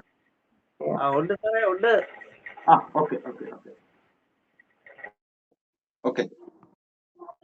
അതായത് അമ്മാവി അമ്മ മരുമകൾ പ്രശ്നം നമുക്ക് എടുക്കാം. ഇത് 50 വർഷത്തിന് മുമ്പ് നടന്നിട്ടുണ്ട്, 50 വർഷത്തിന് ശേഷം നടന്നു. ഇത് കണ്ടിന്യൂ ആയിട്ട് ഇങ്ങനെ നടന്നുകൊണ്ടിരിക്കുക. അമ്മാവി അമ്മ മരുമകൾ, അമ്മാവി അമ്മയുടെ പീഡനം കാരണം വേദനിക്കുന്ന മരുമകൾ. കാരണം അമ്മാവി അമ്മ മകനെ പൊന്നുപോലെയാണ് വളർത്തിയത്. മകനെ വളർത്തി വന്നപ്പോഴത്തേക്ക് എല്ലാ പ്രതീക്ഷകളും മകനിലാണ്. ഇനി മുന്നോട്ട് പോകുമ്പോഴത്തേക്ക് എനിക്ക് നല്ലൊരു മകനുണ്ട്, എന്നെ നോക്കിക്കോളും, എന്റെ കാര്യങ്ങൾക്കൊക്കെ അവൻ വില കൊടുക്കും എന്ന് പറഞ്ഞ് പോറ്റി വളർത്തിയ അവനിലേക്കുള്ള സ്വാതന്ത്ര്യം അത് മറ്റൊരു സ്ത്രീ വന്ന് എടുക്കുമ്പോഴത്തേക്ക് സ്വാഭാവികമായിട്ടും അമ്മയ്ക്ക് തോന്നുന്ന ഒരു പ്രശ്നമാണ്, പ്രധാനപ്പെട്ട ഒരു കാര്യം. മനസ്സിലല്ലേ? അപ്പൊ അത് ഞാൻ അമ്മയുടെ ഭാഗം മാത്രമാണ് ഞാൻ പറഞ്ഞത്. അതേപോലെ വരുന്ന മരുമോക്കും ഉണ്ട്. വീട്ടിലെ അമ്മയെ സ്നേഹിക്കാൻ വിചാരിച്ചതുപോലെ ഒരു ഇവിടെ കാണിക്കണമെന്നില്ല. അല്ലെങ്കിൽ തന്നെ ആരോ മൈക്ക് ഓണാണ് കേട്ടോ, ആവശ്യം വരുമ്പോ മാത്രം മൈക്കൊന്ന്. ഓക്കെ. അപ്പൊ ഞാൻ ഇവിടെ ചോദിക്കുന്ന ഒരു ചോദ്യം എന്ന് പറയുന്നത്, ഒരു ചോദ്യമല്ല, ചിന്തിക്കാനുള്ള ഒരു കാര്യം എന്ന് പറയുന്നത്, ഇപ്പോ ഒരു മകൻ വിവാഹം കഴിച്ചു വരുന്നു. അമ്മാവി എന്ത് ചെയ്യുന്നു? മകൻ എല്ലാ സ്വാതന്ത്ര്യവും എനിക്ക് എന്റെ മോന്റെ അടുത്ത് അവള് കാണിക്കുന്ന അവകാശവും കാര്യങ്ങളും അമ്മയെ അവോയ്ഡ് ചെയ്യുന്ന കാഴ്ചപ്പാടും ഒക്കെ തോന്നുകയും, അല്ലെങ്കിൽ ഒരു ജോലിക്കാരിയെ കിട്ടിയതുപോലെയുള്ള ഒരു സന്തോഷമായിരിക്കാം. ഏത് രീതിയിലായാലും മരുമകൾ എന്ത് ചെയ്യാണ്? മൃഗീയമായിട്ട് അല്ലെങ്കിൽ ഒരു വിശ്രമവും കൊടുക്കാതെ അവരെ ജോലി ചെയ്യിപ്പിക്കുന്നു, കഷ്ടപ്പെടുത്തുന്നു.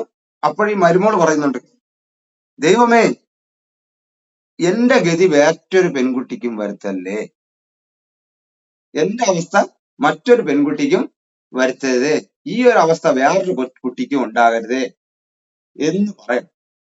എന്ന് പറഞ്ഞ് കുറെ കാലം കഴിഞ്ഞു. പ്രായം കുറച്ച് അങ്ങോട്ടായി. ഈ അമ്മാവി അമ്മ എന്ത് ചെയ്തു? അമ്മുമ്മയായി മരിക്കുകയും ചെയ്തു. ഈ മരുമകളെ വിവാഹം കഴിച്ചു മറ്റൊരു അമ്മയായി. മരുമകൾ പ്രസവിച്ചതോ ഒരു ആൺകുട്ടിയെ. ആ ആൺകുട്ടി മറ്റൊരു പെൺകുട്ടിയെ കൊണ്ടുവന്നു. അപ്പോ ഈ അമ്മാവി എന്താണ് എന്നോട് ചെയ്തത്, ഈ പ്രോസസ്സ് തന്നെ ആര് ചെയ്യും? ദൈവമേ, ഒരു സ്ത്രീക്കും ഈ അവസ്ഥ വരരുതേ എന്ന് പ്രാർത്ഥിച്ച ഈ മരുമോള് അമ്മയായി. അതിലുണ്ടായ മകൻ വേറൊരു പിന്നെ വിവാഹം കഴിച്ചൊരു പെണ്ണിനെ കൊണ്ടുവന്നു. അപ്പൊ അവിടെ ആരായി? നേരത്തെ മരുമകളായിട്ടിരുന്നവൾ അമ്മായിയമ്മയായി, മറ്റൊരു സ്ത്രീ മരുമകളുമായി. അവിടെ നടന്ന പ്രോസസ് എന്താ? അപ്പോഴും ഈ കുട്ടി പറയും, ദൈവമേ എനിക്ക് സംഭവിച്ച കണക്ക് മറ്റൊരു പെണ്ണിനും വരുത്തരുത്. അതായത് ഇത് കണ്ടിന്യൂ. നമ്മൾ എന്താണോ നമ്മൾ അനുഭവിക്കുന്നത്, ഈ അനുഭവിക്കുന്നതിന്റെ ഒരു ഫോട്ടോ കോപ്പി നമ്മൾ ബ്രെയിനകത്ത് വെക്കും. ഞാൻ നമ്മുടെ അതായത് ക്ലാസ്സിലേക്ക് നമ്മൾ ഇങ്ങനെ പരക്കെ ഞാനിത് പറഞ്ഞു പോകണമെന്ന് പറഞ്ഞ് മനസ്സിന്റെ വിവിധ വശങ്ങൾ പറഞ്ഞ് അടുത്ത ദിവസങ്ങളൊക്കെ വരുമ്പോഴത്തേക്ക് ക്ലാസ്സിന്റെ നോട്ട് ബേസിലായിട്ട് നമ്മളെ ക്ലാസ് വരും. ഇപ്പൊ മൊത്തത്തിൽ നമ്മളിങ്ങനെ ഒരു ഓളം പോലെ അവിടെ ഏതൊക്കെ വിഷയം നിങ്ങൾക്ക്, ഇപ്പൊ ഞാൻ പല കാര്യങ്ങളും പറയുമ്പോൾ എല്ലാം നിങ്ങൾക്ക് ഒരാൾക്കല്ല പല ആൾക്കാരായിട്ട് അത് കണക്ട് ചെയ്യാൻ വേണ്ടി ഞാൻ പറയുന്നതാണ്. ഈ പ്രോസസ്സ് പറയണം. ഉദാഹരണം, ഇപ്പൊ എന്റെ അച്ഛൻ എനിക്കൊരു 3 വയസ്സുള്ള സമയത്ത് എന്നെ വന്ന് എന്ത് ചെയ്യണം, എന്റെ അമ്മയെ മദ്യപിച്ചിട്ട് വന്ന് അടിക്കുകയാണ്, മൃഗീയമായി അടിക്കുകയാണ്. ഈ അടിക്കുന്ന സമയത്ത് ഞാനിത് ഒരു ഞെട്ടലോടെ നോക്കിക്കാണുകയാണ്. കാരണം ചിലപ്പോൾ ഞാൻ ഉറക്കത്തിലായിരിക്കാം. അമ്മ വന്ന് അമ്മയെ മൃഗീയമായി അടിക്കുന്നു, തല്ലുന്നു, അപ്പൊ ഇത് കണ്ട് ഞെട്ടുന്നു, ചിലപ്പോൾ കരയുന്നു, അല്ലെങ്കിൽ ഞെട്ടി അനങ്ങാതിരിക്കുന്നു. പക്ഷെ ആ സമയത്ത് തലച്ചോറിൽ നമുക്കൊരു ആത്മനൊമ്പരം രജിസ്റ്റർ ചെയ്യും, ഒരു വേദന രജിസ്റ്റർ ചെയ്യും. ഓക്കെ, ആ വേദന രജിസ്റ്റർ ചെയ്തു, അതവിടെ കഴിഞ്ഞു. അച്ഛൻ നല്ല ആളായി. ആ ഒരൊറ്റ അടിയെ എന്റെ ലൈഫിൽ കണ്ടിട്ടുള്ളൂ. ഒരു തവണയെ എന്റെ അച്ഛൻ കുടിച്ചിട്ട് പറഞ്ഞാൽ അടിയിട്ടുള്ളൂ. എന്നിട്ട് അച്ഛൻ വളരെ നല്ല രീതിയിലായിരുന്നു. പിന്നീട് അങ്ങോട്ടുള്ള ജീവിതം അമ്മയും അച്ഛനും വളരെ സന്തോഷത്തിലായിരുന്നു. മരിക്കുന്നത് വരെ അവരെന്ത് ചെയ്തിട്ടില്ല, അവര് തമ്മിൽ തല്ലിയിട്ടില്ല, എന്നെയും തല്ലിയില്ല. അവര് സന്തോഷത്തോടെ ജീവിച്ചു.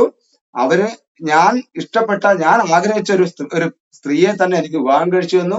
എനിക്കും ആ സ്ത്രീക്കും ഗവൺമെന്റ് ജോലിയുണ്ട്. ആ സ്ത്രീയും ഞാനും വളരെയധികം മാനസിക ബന്ധമുള്ളതാണ്, എന്റെ കുടുംബമായി നല്ല ബന്ധമുള്ളതാണ്.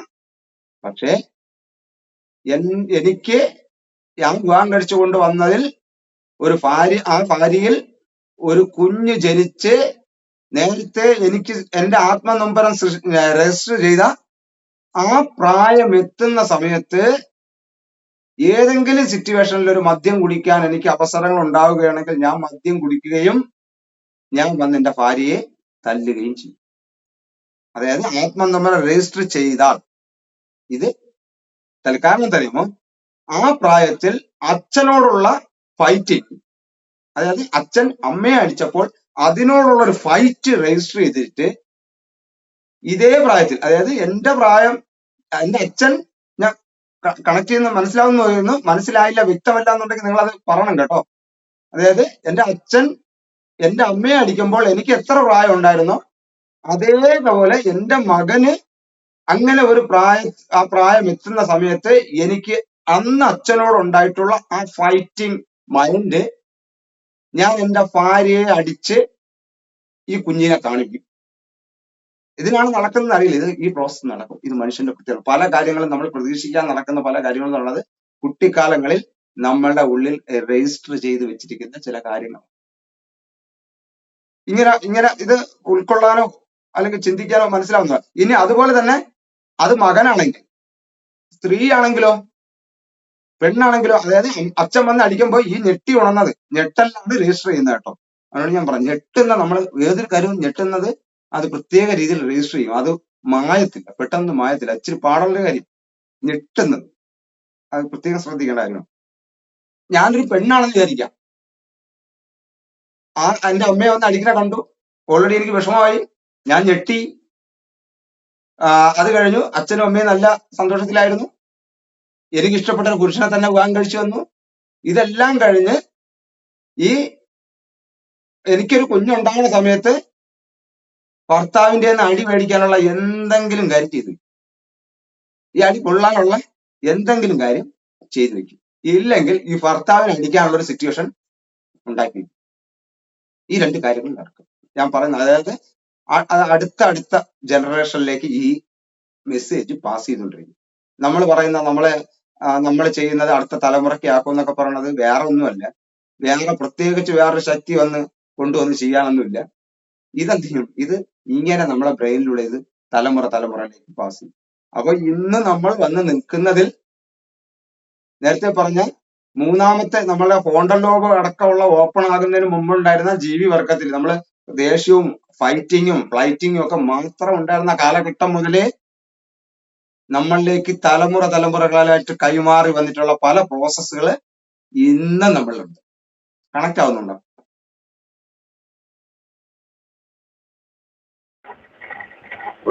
ചോദിച്ചോട്ടെ, ആ ഈ സാറ് പറഞ്ഞില്ല, ഇപ്പൊ നമ്മള് ഒരച്ഛൻ അമ്മ അടിക്കുന്ന കണ്ട് ആ കുട്ടി ഞെട്ടിയെന്ന്, ഉം, അവന്റെ മൈൻഡിൽ അത് സെറ്റായെന്ന്. ഉം. അങ്ങനെ ഒരു സംഭവം ഉണ്ടായാലേ ഇത് കൈമാറി വരത്തുള്ളൂ. അതായത് അതാണ് അത് പെട്ടെന്ന് രജിസ്റ്റർ ചെയ്യും. മറ്റേത് നമ്മളെ ബോധത്തിന് അറിയാൻ പറ്റും. ആ ഞെട്ടലോട് നടക്കുമ്പോഴത്തേക്ക് അത് ഡീപ്പില്, അതായത് ബോധ മനസ്സും ഉപബോധ മനസ്സും എന്നുള്ള രണ്ട് കാര്യങ്ങളാണ് നമ്മൾ പഠിക്കുന്നത്. അല്ലാതെ മൂന്നാമതൊരു മനസ്സുണ്ട്, അത് വലിയ ആഴത്തിൽ, അത് കുറച്ചുകൂടെ അതീന്ദ്രിയ മനഃശാസ്ത്രവുമായി ബന്ധപ്പെട്ട കാര്യങ്ങളായതുകൊണ്ട് നമ്മൾ അത് ആഴത്തിൽ അത് പഠിക്കുന്നില്ല. അല്ലെങ്കിൽ മനഃശാസ്ത്രത്തിൽ തന്നെ ഇന്ന് അതീന്ദ്രിയ മനഃശാസ്ത്രം എന്ന് പറയുന്ന പാരാസൈക്കോളജി എന്ന് പറയുന്ന ഏരിയ എന്ന് പറയുന്നത് കുറച്ചുകൂടെ സൈക്കോളജിയെ കുറിച്ചും തന്നെ മനുഷ്യന് എത്താൻ പറ്റിയിട്ടില്ല. അതുകൊണ്ട് പാരാസൈക്കോളജിയെ കുറിച്ച് സ്വയമായിട്ടും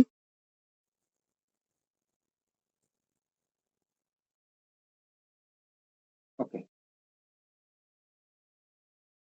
അപ്പൊ നമ്മൾ ഞെട്ടൽ ഉണ്ടായി കഴിഞ്ഞാൽ അത് രജിസ്റ്റർ ചെയ്യുന്നത് നമ്മളുടെ അബോധ മനസ്സിനകത്താണ്. നമ്മൾ ശ്രദ്ധിക്കേണ്ട ഒരു കാര്യം എന്ന് പറഞ്ഞാല് ഈ നമ്മൾ പറയും ബോധം, ഇപ്പൊ ഇത് പറഞ്ഞുകൊണ്ട് പറയണം, ബോധ മനസ്സും ഉപബോധ മനസ്സും അബോധ മനസ്സും തമ്മിലുള്ള പ്രത്യേകത. ബോധ മനസ്സ് എന്ന് പറയണം, ഞാൻ സംസാരിക്കുന്ന എല്ലാ കാര്യത്തിലും എനിക്ക് നല്ല ബോധമുണ്ട്. ഞാൻ ആരാണെന്ന് എനിക്ക് നല്ല ബോധമുണ്ട്. ഞാൻ നല്ല ബോധത്തോടെ തന്നെ ജീവിക്കുന്നത്. ഇങ്ങനെ മനുഷ്യൻ വീമ്പിളക്കും. പക്ഷേ മനുഷ്യന് എന്തെങ്കിലും താങ്ങാൻ പറ്റാത്ത ഒരു സിറ്റുവേഷൻ വന്നാൽ ആദ്യം വിളിച്ചോടുന്നത് ഈ ബോധം.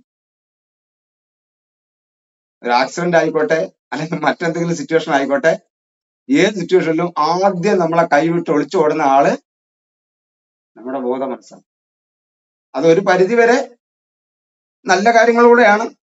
എന്തെന്ന് വെച്ചാൽ ചില ആക്സിഡന്റിലൊക്കെ നമുക്ക് താങ്ങാൻ പറ്റാത്ത വേദനയൊക്കെ വരുന്ന സമയത്ത് നമ്മളുടെ ബോധം പോയില്ലെന്നുണ്ടെങ്കിൽ ആ വേദന താങ്ങാൻ പറ്റൂല. ബ്രെയിനിലെ നരമ്പ് ബ്ലഡ് സർക്കുലേഷൻ ഒക്കെ കൂടിയിട്ട് വളരെയധികം ട്രാജഡി അവസ്ഥയിലോട്ട് മാറും.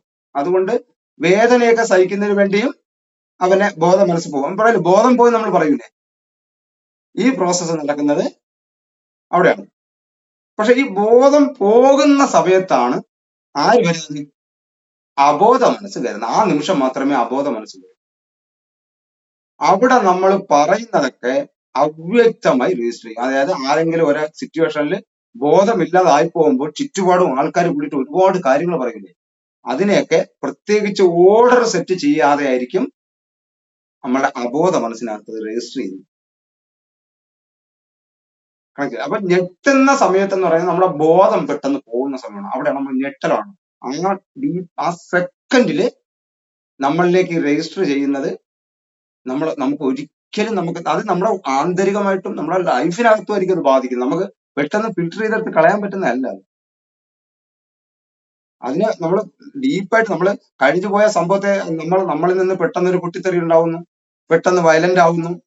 ഏതെങ്കിലും ചെറിയ കാര്യത്തിനായിരിക്കും, ചില വളരെ വലിയ കാര്യത്തിനായാലും നമ്മളുടെ കൺട്രോൾ നമ്മളെ കയ്യിൽ നിന്ന് പോയി ചില സാധനങ്ങളൊക്കെ ചെയ്തതിന് ശേഷം ആ നടന്ന സംഭവത്തെ കുറിച്ച് വിലയിരുത്തണം. എന്താ സംഭവിക്കാതിരിക്കാൻ വേണ്ടി ആരും ഒരു ക്ലാസ്സും കേൾക്കാൻ ചിന്തിക്കണ്ട. സംഭവിക്കും, മനുഷ്യനാണ് അത് സംഭവിക്കും. അതിനാണ് പ്രത്യേകത. പക്ഷേ ഈ സംഭവിച്ചതിന് ശേഷം നമ്മൾ അതിനെ വിലയിരുത്തണം. എന്തായിരിക്കും സംഭവിച്ചത്, എങ്ങനെയിരിക്കും. ഞാൻ ആ ഒരു വയലന്റിലേക്ക് എന്റെ കയ്യിൽ എനിക്ക് പിടിച്ചാൽ പിടികിട്ടാത്ത രീതിയിലേക്ക് ഞാൻ ചേഞ്ച് ആകുന്നതിന് മുമ്പുണ്ടായ പ്രോസസ് എന്താണ്? ഈ പ്രോസസ്സുകളെ കുറിച്ചൊക്കെ പഠിച്ചു കഴിഞ്ഞാൽ നമുക്ക് മനസ്സിലാവും ഈ തുടക്കത്തെ സിംറ്റംസ്. ഒരു ദേഷ്യം ഉണ്ടായപ്പോൾ ആദ്യം എങ്ങനെയാണ് ഞാൻ ഇറങ്ങി ആദ്യം പ്രതികരിച്ചു തുടങ്ങി, എന്റെ ബോധത്തോടെ പ്രതികരിച്ച എപ്പോഴാണ്? ബോധത്തോടെ പ്രതികരിച്ചു തുടങ്ങിയ ഞാൻ എപ്പോഴാണ് അബോധ അവസ്ഥയിൽ അല്ലെങ്കിൽ ബോധമില്ലാതെ ഞാൻ അവരോട് ഫൈറ്റ് ചെയ്യാൻ തുടങ്ങിയത് എന്ന അന്വേഷണമായിരിക്കും നമുക്ക് അവിടെ കുറച്ചുകൂടെ ഉപയോഗപ്രദമായിട്ട് വരണം. സംഭവിക്കും. നേരത്തെ ഈ പറഞ്ഞ പ്രപഞ്ചത്തിലും പ്രകൃതിയിലും പൊട്ടിത്തെറികൾ വരെ സംഭവിക്കുന്നുണ്ട്. പിന്നെയാണ് അതിന്റെ ഏറ്റവും ചെറിയ പുഴുവിന്റെ അത്രയുള്ള മനുഷ്യരിൽ ഇത് നടക്കാത്ത. അതൊക്കെ നടക്കും. പക്ഷെ നടന്നതിനെ കുറിച്ച് വിലയിരുത്തുകയും വീണ്ടും അതിനെ പഠിക്കുകയും സെർച്ച് നമ്മൾ മൊബൈലിലെ കാര്യങ്ങളിലും നമ്മൾ ഗൂഗിളിലൊക്കെ നമ്മൾ സെർച്ച് ചെയ്ത് നോക്കിയിട്ടുണ്ട് അല്ലെ? എല്ലാവരും ഓരോ വിഷയങ്ങൾ സെർച്ച് ചെയ്ത് നോക്കിയിട്ടുണ്ടല്ലോ. അതിനെ ഒരിക്കൽ സെർച്ച് ചെയ്ത് നോക്കിയാല് വീണ്ടും ഒരിക്കൽ കൂടെ സെർച്ച് ചെയ്ത് നോക്കിയാൽ എന്തെന്ന് പറയും? പറയാമോ? ഒരിക്കൽ സെർച്ച് ചെയ്ത് നോക്കിയ ഒരു വിഷയത്തെ വീണ്ടും സെർച്ച് ചെയ്ത് നോക്കിയാൽ എന്ത് പറയും അതിനെ? കിട്ടുന്നുണ്ടോ?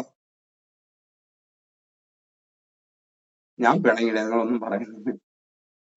ഞാൻ അവിടെ ഒരു ചോദ്യം നോക്കിയിട്ടില്ല. കേട്ടില്ല. 2 തവണ അശ്വതി ടീച്ചർ എന്താ പറഞ്ഞത്? 2 തവണ തുറന്നു പറഞ്ഞോളൂ. മൈക്ക് ഓഫ് ആണ്. മൈക്ക്. അതായത് ഒരിക്കൽ സെർച്ച് ചെയ്ത കാര്യത്തെ വീണ്ടും ഒരിക്കൽ കൂടി സെർച്ച് ചെയ്ത് നോക്കിയാൽ എന്താണ് അതിനെ പറയുന്നത്? ആർക്കെങ്കിലും പറയാമോ? അല്ലെങ്കിൽ ആരും മുഖം കാണാത്തോണ്ടായി എനിക്ക്.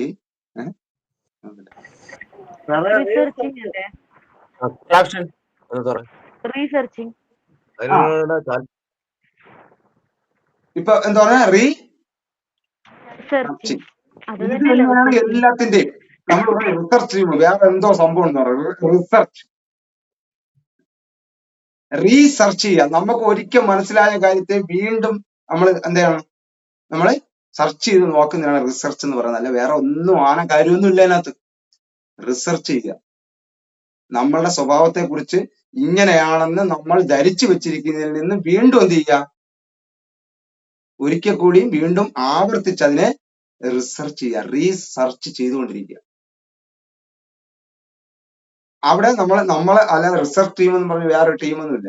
ഭയങ്കര ബുദ്ധിമാന്മാരൊന്നും അല്ല. ആവർത്തിച്ച് യാതൊരു കാര്യത്തെ പരിശോധിക്കുന്നതും റിസർച്ചാണ്. ഇത്രയേ ഉള്ളൂ. അപ്പൊ നമ്മുടെ ലൈഫിൽ വരുന്ന കാര്യത്തിലായാലും നമ്മളെ വിജയത്തിലായാലും പരാജയത്തിലായാലും എന്ത് ചെയ്യുക?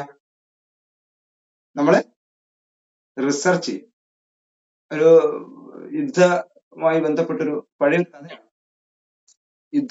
യുദ്ധവിമാനം പോയിട്ട് എല്ലാ അവിടെ മറ്റു രാജ്യത്ത് പോയി.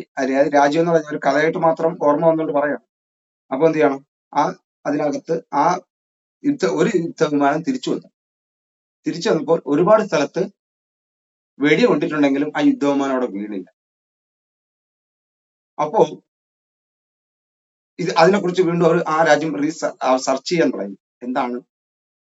അപ്പൊ ഇത്രയും സ്ഥലത്ത് വെടി കൊണ്ടിട്ടും ഇത് തിരിച്ചു വന്നല്ലോ. വെടികൊണ്ട് കേടുപാടായി അവിടെ, എന്നിട്ട് അത് തിരിച്ചു വന്നല്ലോ. പക്ഷെ കേടുപാട് പറ്റാത്ത സ്ഥലത്ത് വെടികൊണ്ടിട്ടുണ്ട്. ആ രാജ്യം പറഞ്ഞത് ആ റിസർച്ച് ഏറ്റവും കൂടുതൽ ചെയ്യേണ്ട എന്താണ്? വെടി വെച്ചിട്ടും കേടുപാട് പറ്റാത്ത സ്ഥലത്ത് റിസർച്ച് നടത്താനാവും. കേടുപാട് പറ്റി കുറെ തകർന്നിട്ടാണ് ഇവിടെ എത്തിയത്. പക്ഷെ അവിടെ അവർ റിസർച്ച് ചെയ്യണം. ഇവിടെ ഇങ്ങനെ ഒരു വെടിയാണ് കൊണ്ടത്, ഇതുപോലൊരു വെടിയാണ് കൊണ്ടത്, അതുപോലൊരു വെടിയാണ് കൊണ്ടത്, ഇത് വലിയ അതിന്റെ ആ ഉണ്ടയുടെ പേരും കാര്യങ്ങളും ഒക്കെ അവര് പറഞ്ഞുകൊണ്ടിരിക്കുകയാണ്. പക്ഷെ അവിടെ പറഞ്ഞെന്ന് പറയുന്നത് വെടി കൊണ്ടിട്ടും ഒരു സ്ഥലത്തും കേടുപാടുണ്ടാകാത്ത സ്ഥലത്തെ കുറിച്ച് റിസർച്ച് നടത്തൂ. എന്നിട്ട് അവിടെ എങ്ങനെയാണ് ഡിസൈൻ ചെയ്തത് അതേപോലെ ബാക്കിയുള്ള ഭാഗം കൂടി ഡിസൈൻ ചെയ്യൂ. അപ്പോൾ വെടിയുണ്ടാകും ഒരു സ്ഥലത്ത് വേക്കില്ല. വെടി കൊണ്ടാൽ അതൊരു സൈക്കോളജി മൂവിങ്ങിന് വേണ്ടിയാണ്. അതായത് നമ്മൾ പലപ്പോഴും നമ്മൾ തകർന്ന കാര്യത്തെ കുറിച്ച് മാത്രമായിരിക്കും, നമ്മളെ മാനസികപരമായി തകർന്ന കാര്യത്തെക്കുറിച്ചും പരാജയങ്ങളെ കുറിച്ചും മാത്രമായിരിക്കും നമ്മൾ റിസർച്ച് ചെയ്യുന്നത്. നമ്മളുടെ വിജയത്തെ കുറിച്ചും നമ്മൾ ഏതൊരു കാര്യവും അതിജീവിച്ചു വന്ന ഭാഗങ്ങളെ കുറിച്ച് നമ്മൾ റിസർച്ച് ചെയ്യാത്തതാണ് നമ്മളുടെ വിജയ സാധ്യത കുറയ്ക്കുന്നതിന് പ്രധാനപ്പെട്ട കാരണങ്ങളിൽ ഒന്നെന്നാണ് ഞാൻ ഈ ഒരു ഉദാഹരണം കൊണ്ട് പറയാൻ ശ്രമിക്കുന്നത്. അപ്പൊ നമ്മൾ പരാജയപ്പെട്ടതിനെ കുറിച്ച് റിസർച്ച് നടത്തരുത് എന്നല്ല, പക്ഷെ വിജയിച്ചതിനെ കുറിച്ചും കൂടി നമ്മൾ എന്ത് ചെയ്യുക? റിസർച്ച് നടത്തണം. അപ്പോ നേരത്തെ മഞ്ജുഷ ടീച്ചർ ചോദിച്ചൊരു കാര്യമാണ്, ഞെട്ടൽ ഉണ്ടാകുമ്പോഴാണോ എന്നുള്ളത്. അത് അബോധ മനസ്സിൽ രജിസ്റ്റർ ചെയ്യണത് ഞെട്ടലുണ്ടാകുമ്പോൾ രജിസ്റ്റർ ആവും. ഒരാൾ ഏതെങ്കിലും രോഗാവസ്ഥയിൽ കിടക്കുമ്പോൾ നമ്മൾ അവിടെ ചെന്ന് അദ്ദേഹം ഒട്ടും വയ്യാതെ കിടക്കുകയായിരിക്കും. അദ്ദേഹത്തിന്റെ അടുത്ത് ചില വീടുകളിലൊക്കെ ചെന്നിട്ട് നമ്മൾ എന്തെങ്കിലും അസുഖം ഒക്കെ ബാധിച്ചിട്ടുള്ള ചില വീടുകളിലൊക്കെ ചെന്ന് നമ്മൾ അവരെ കാണാനൊക്കെ ചെല്ലുമ്പോൾ അവരെ വീട്ടുകാർ ആ കട്ടിലിന്റെ അടുത്തിരുന്നിട്ടൊക്കെ പറയും, "ഓ, എന്തുമാത്രം കഷ്ടമാണെന്ന് അറിയാമോ, ഇയാൾ ഇങ്ങനെയൊക്കെ വേദനിക്കുന്നുണ്ട്." ഭയങ്കരമായിട്ട് അവരെത്രമാത്രം ഫീൽ ചെയ്ത് പറയൂ, എത്രമാത്രം ടെൻഷൻ അടിച്ച് പറയൂ, ആ മനുഷ്യൻ ആ കട്ടിൽ നിന്ന് എണീക്കത്തില്ല. ഒരു രോഗിയുടെ രോഗത്തിന്റെ കാഠിന്യം കൂടുന്നതും കുറയുന്നതും കൂടെ നിൽക്കുന്നവരുടെ മനോഭാവവും അവരുടെ കാഴ്ചപ്പാടും അവരുടെ മുഖത്തുനിന്നാണ് ആ രോഗി ഉണരേണ്ടത്, അല്ലെങ്കിൽ ആ വ്യക്തി മാറേണ്ടത്. കാരണം അവിടെ റീഡ് ചെയ്യുന്നത് ഉപബോധ മനസ്സും അദ്ദേഹത്തിന്റെ അബോധ മനസ്സും കൂടെയാണ് റീഡ് ചെയ്തുകൊണ്ടിരിക്കുന്നത്. അതുകൊണ്ടാണ്, കാരണം ഞാൻ ഈ അവസ്ഥയിലേക്ക് മാറാം, ഞാൻ ഒച്ച ആവാം, അല്ലെങ്കിൽ എന്താവാം, ആമയാകാം എന്ന ഒരു പ്രോസസ്സിലോട്ട്, കാരണം ഇനി എന്നെ കൊണ്ടൊന്നും കഴിയില്ല എന്നൊരവസ്ഥയിലോട്ട് മാറി തുടങ്ങും. ഇതും അബോധ മനസ്സിന്റെ ഒരു കാര്യമാണ്. അപ്പൊ ഇങ്ങനെ മനസ്സിന് നമുക്ക് പിടികിട്ടാൻ പറ്റാത്ത അത്രമാത്രം പ്രപഞ്ചം എത്രത്തോളം വലുതാണോ അത്രത്തോളം വലുതാണ് മനസ്സിന്റെ ആഴം. ലൈഫ് സ്പേസ് എന്ന് പറയുന്ന മനഃശാസ്ത്രത്തിൽ ഒരു ഏരിയ ഉണ്ട്. അതായത് ഇന്ന് ലോകത്ത് കാണുന്ന മഹാ അത്ഭുതങ്ങൾ പലതും ഈ ശൂന്യമായിട്ടുള്ള മനസ്സെന്ന് പറഞ്ഞാൽ കണ്ടുപിടിക്കാൻ എന്നും പറ്റിയിട്ടില്ലാത്ത ആ മനസ്സിനകത്ത് രൂപപ്പെട്ടതാണ്. ഇന്ന് കാണുന്ന മഹാ അത്ഭുതങ്ങള്, മഹാവിപ്ലവങ്ങള് എല്ലാം തന്നെ ഈ മനസ്സിനകത്ത് രൂപപ്പെട്ടതാണ്. അതായത് ഈ പ്രപഞ്ചവും നക്ഷത്രങ്ങളും അതിന്റെ ഗാലക്സികളും എന്നൊക്കെ പറഞ്ഞതുപോലെ നമ്മുടെ ഉള്ളിന്റെ അകത്തേക്കും അതിനുള്ള അത്രമാത്രം വിശാലമായിട്ടുള്ള സ്പേസ് ഉണ്ട്. ആരൊക്കെ നമ്മളെ ശത്രുവായിരിക്കണം, ആരൊക്കെ നമ്മളെ മിത്രമായിരിക്കണം, ഏതാണ് നമ്മുടെ ഓപ്പോസിറ്റ് ഗ്രഹം എന്നൊക്കെ പറയുന്ന പോലെ നിരവധി പ്രോസസ്സുകൾ ആന്തരികമായിട്ടുണ്ട്. മനുഷ്യൻ പിടിച്ചാൽ പിടികിട്ടാത്ത അത്രയും തന്നെ ആഴത്തിലുള്ള ഒരു ഏരിയ ഉണ്ട്. പക്ഷെ നമുക്ക് ഈ ഇന്നത്തെ സിറ്റുവേഷനിൽ കടന്നു പോകാനുള്ള, ഹാൻഡിൽ ചെയ്യാനുള്ള അതാണ് പ്രസന്റിൽ, ഞാൻ ഇപ്പോഴും പറയുന്നത്, പ്രസന്റിൽ ശ്രദ്ധ കൊടുക്കണം, പ്രസന്റിലെ കാര്യങ്ങൾ അന്വേഷിക്കണം. ഇന്നത്തെ കാലഘട്ടത്തിൽ വളരുന്നതിനെ കുറിച്ച്, ഇന്ന് മൂവിങ് ആവാനുള്ളതിനെ കുറിച്ച് നമ്മൾ കൂടുതൽ ചിന്തിക്കുന്നതായിരിക്കും. എന്നിട്ട് വിശ്രമവേളകൾ ആനന്ദപരമാക്കാൻ തുടങ്ങി ഒന്ന് ഫ്രീ ആയിട്ടൊക്കെ ഇരിക്കുമ്പോൾ ഏതെങ്കിലും നമുക്ക് ചിന്തിക്കാൻ പറ്റാത്ത ആറാം ഇന്ദ്രിയത്തെ കുറിച്ചോ വേറെ ഏതെങ്കിലും ലെവലിനെ കുറിച്ചൊക്കെ നമുക്ക് ചിന്തിക്കാം, പഠിക്കാം. പക്ഷെ നിലനിൽക്കാൻ നമുക്ക് ഇവിടെ ഇപ്പോൾ തന്നെയുള്ള കാര്യങ്ങളെ കുറിച്ച് ചിന്തിക്കുകയും നമുക്ക് ഇപ്പോൾ തന്നെ വർക്കൗട്ട് ചെയ്തു തുടങ്ങും. ഇതിനകത്ത് ഒരു കാരണവശാലും ഞാൻ പ്രതീക്ഷിക്കുന്ന ഒരു കാര്യമുണ്ട്. ഞാൻ ക്ലാസിന്റെ നോട്ടിലോട്ട് എത്തിയിട്ടില്ല. ഇത് ഞാൻ മനസ്സിന്റെ വിവിധ വശങ്ങളെ കുറിച്ചൊരു, നമ്മൾ ഇങ്ങനെ പല വഴിക്കുള്ള കാര്യങ്ങൾ പറഞ്ഞു വരുമ്പോഴത്തേക്ക് നമുക്കൊരു ധാരണ വരും. അതിനാണ് ഞാൻ ഇതിങ്ങനെ പറഞ്ഞു പോകുന്നത്. അപ്പൊ എന്താണ്, നമ്മള് സംസാരിക്കാൻ കിട്ടുന്ന ഒരു അവസരം അത് കളയരുത്, പിന്നീടത്തേക്ക് മാറ്റരുത്. ഇന്ന് നമ്മളെ പരിചയപ്പെടുത്തുന്ന ഒരു കാര്യം പറഞ്ഞിരിക്കണേ, തീർച്ചയായിട്ടും നിങ്ങൾക്ക് പരിചയപ്പെടുത്താം. 2 കാര്യങ്ങളാണ് അവിടെ പരിചയപ്പെടുത്താതിരിക്കുന്നത്. ഒന്ന്, പിന്നീടാകട്ടെ എന്ന് ചിന്തിക്കുക, പിന്നീടാകട്ടെ എന്ന് ചിന്തിച്ച് മാറാം. 2-3 കാര്യങ്ങളുണ്ട്. ഒന്ന്, പൊതുവെ നമുക്ക് മറ്റൊരാളിനോട് വഴക്ക് കൂടാൻ വേണ്ടി അല്ലെങ്കിൽ ചണ്ട കൂടാൻ വേണ്ടിയൊക്കെ നമുക്ക് ഒരുപക്ഷെ വാട്സപ്പിലൊക്കെ നമുക്ക് എന്തെങ്കിലും അങ്ങോട്ടും ഇങ്ങോട്ടൊക്കെ വിളിച്ച് പറയാൻ പറ്റും. എന്തെങ്കിലും ഒരു അഭിപ്രായം പറയുമ്പോൾ നമ്മളെ ഉള്ളിൽ നിന്ന് നമ്മളെ പിൻവലിയുന്ന ഒരു പ്രോസസ് ഉണ്ട്. പക്ഷെ അത് നമുക്ക് വലിയ അപകടമാണ്. കാരണം എനിക്കത് പറയാം. ചിലപ്പോൾ മൈക്കൊക്കെ ഒന്ന് ഓൺ ആക്കിയിട്ടായിരിക്കാം. ഞാൻ ഇതിനകത്ത് നോട്ടിഫിക്കേഷൻ നോക്കുമ്പോൾ എത്ര പേര് കണ്ട്, ഏത് സമയത്ത് കണ്ടു എന്നുള്ളത് എന്തായാലും നമുക്ക് വാട്സപ്പിൽ ഇന്ന് ഈസി ആയിട്ട് എടുക്കാൻ പറ്റുന്നതാണ്. അപ്പൊ നമ്മളത് കേട്ടതിന് ശേഷം ആ വിത്ത് സെക്കൻഡില് ആ അവസരം അതിനകത്ത് ഉപയോഗപ്പെടുത്താം. ഇല്ല എന്നുണ്ടെങ്കിൽ പലപ്പോഴും നമ്മൾ പറയുന്ന ഒരു കാര്യമുണ്ട്, ഒരു കോഴ്സിലൊക്കെ ചേർന്നിട്ട് ഒരു ഉപയോഗമില്ല. സത്യം പറഞ്ഞാൽ നമ്മളൊരു വിഷയത്തെ എങ്ങനെയാണോ നോക്കി കാണുന്നത് അങ്ങനെ അതിൽ നിന്ന് റിസൾട്ട് കിട്ടിയിരിക്കും. എത്ര മോശപ്പെട്ട ക്ലാസ്സാലും കിട്ടി, എത്ര ഉപയോഗപ്രദമില്ലെന്ന് നമ്മൾ പറയുന്നത്. നമ്മൾ അതിനകത്തുനിന്ന് ഒരു കാര്യം ഒപ്പിയെടുക്കും എന്ന് പറഞ്ഞു പോയാൽ അവിടെ നമ്മൾ ഒപ്പിയെടുത്തു. ഞാൻ 4 വാട്സപ്പ് ഗ്രൂപ്പ് ചെയ്യുന്നു. അടുത്ത ബാച്ചിന് 4 ഉണ്ട്. 8 വാട്സപ്പ് ഗ്രൂപ്പ് ചെയ്യുന്നു. ഇതിനകത്ത് ഞാൻ പോൾ ഇടുന്നു, വീഡിയോസ് ചെയ്യുന്നു. ഇതൊന്നും ഞാൻ ടെക്നോളജി ഞാൻ അന്ന് പഠിച്ചിട്ടുള്ള ആളല്ല. പക്ഷെ നമ്മൾ ചില കോഴ്സിൽ ചേരുമ്പോ ഒന്നുമില്ലെങ്കിൽ ഒരു വാട്സപ്പ് എങ്ങനെയാണ് ആ കോഴ്സ് റൺ ചെയ്തുകൊണ്ട് പോകണമെങ്കിൽ നമ്മൾ പഠിക്കും. നമ്മളതിനകത്ത് കുറെ കാര്യങ്ങൾ പഠിക്കും. നമ്മൾ എങ്ങനെയാണോ ഒരു വിഷയത്തെ നോക്കിക്കാണുന്നത്, തമാശയായിട്ട് നോക്കിക്കാണണമെങ്കിൽ അതിൽ നിന്ന് കിട്ടുന്നത് തമാശയായിട്ടായിരിക്കും. നമ്മൾ വളരെ സീരിയസ് ആയിട്ടാണ് നോക്കിക്കിട്ടെങ്കിൽ അത് സീരിയസ് ആയിട്ടായിട്ടും കിട്ടിയും.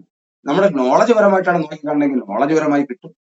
അപ്പൊ നമുക്ക് ഇതിൽ നിന്ന് ഒരാള് ഏതെങ്കിലും സാഹചര്യത്തിൽ പറയാതെ പിന്മാറി പോയാൽ അതിന്റെ പിറകെ ആ ആളിനെ തിരിച്ച് ഇതിലേക്ക് കൊണ്ടുവരാൻ വേണ്ടി ഒരു കാരണവശാലും വരാൻ പറ്റില്ല. കാരണം ഓൺലൈനാണ്, പരിമിതികളുണ്ട്. അപ്പൊ നമ്മൾ ഇതിനകത്ത് പരിചയപ്പെടുത്താതെയും, കാരണം ഇപ്പൊ തന്നെ 25 പേരാണ്ട് അതിനകത്ത് എന്ത് ചെയ്തിട്ടുള്ളൂ, പേര് പോലും ടൈപ്പ് ചെയ്തിട്ടുള്ളൂ. 25-26 പേര് ടൈപ്പ് ചെയ്തിട്ടുള്ളൂ. ബാക്കിയുള്ളവർ ഇട്ടിട്ടില്ല. 31 ഇപ്പൊ 36 പേരോളം ആയിട്ടുണ്ട്, ഇട്ടിട്ടില്ല. അപ്പൊ അതുപോലെ തന്നെ ഈ പരിചയപ്പെടുത്തുന്ന കാര്യത്തിൽ അവർ പരിചയപ്പെടുത്തുന്നില്ല. ഇത് ഇങ്ങനെ പിറകിലേക്ക് പോകുമ്പോഴെന്നുള്ള, കാരണം അവരിലേക്ക് എത്താൻ പറ്റില്ല. കാരണം ചിലപ്പോൾ നമ്മൾ മെസ്സേജ് അയക്കുമായിരിക്കും. എനിക്ക് മാക്സിമം എല്ലാവരും എത്തണമെന്നുണ്ട്, എല്ലാവരും ഇതിന്റെ അകത്ത് റിസൾട്ട് കിട്ടണമെന്നുണ്ട്. അതുകൊണ്ടാണ് ഞാൻ പറയുന്നത്, ഇനി മുന്നോട്ടെന്ന് പറയുന്നത് ചർച്ചകളുടെ സംശയങ്ങൾ ഉണ്ടാവണം. ക്ലാസ് തുടങ്ങിയിട്ടില്ല, നാളെ മുതൽ ക്ലാസ് നോട്ടുകൾ വരും.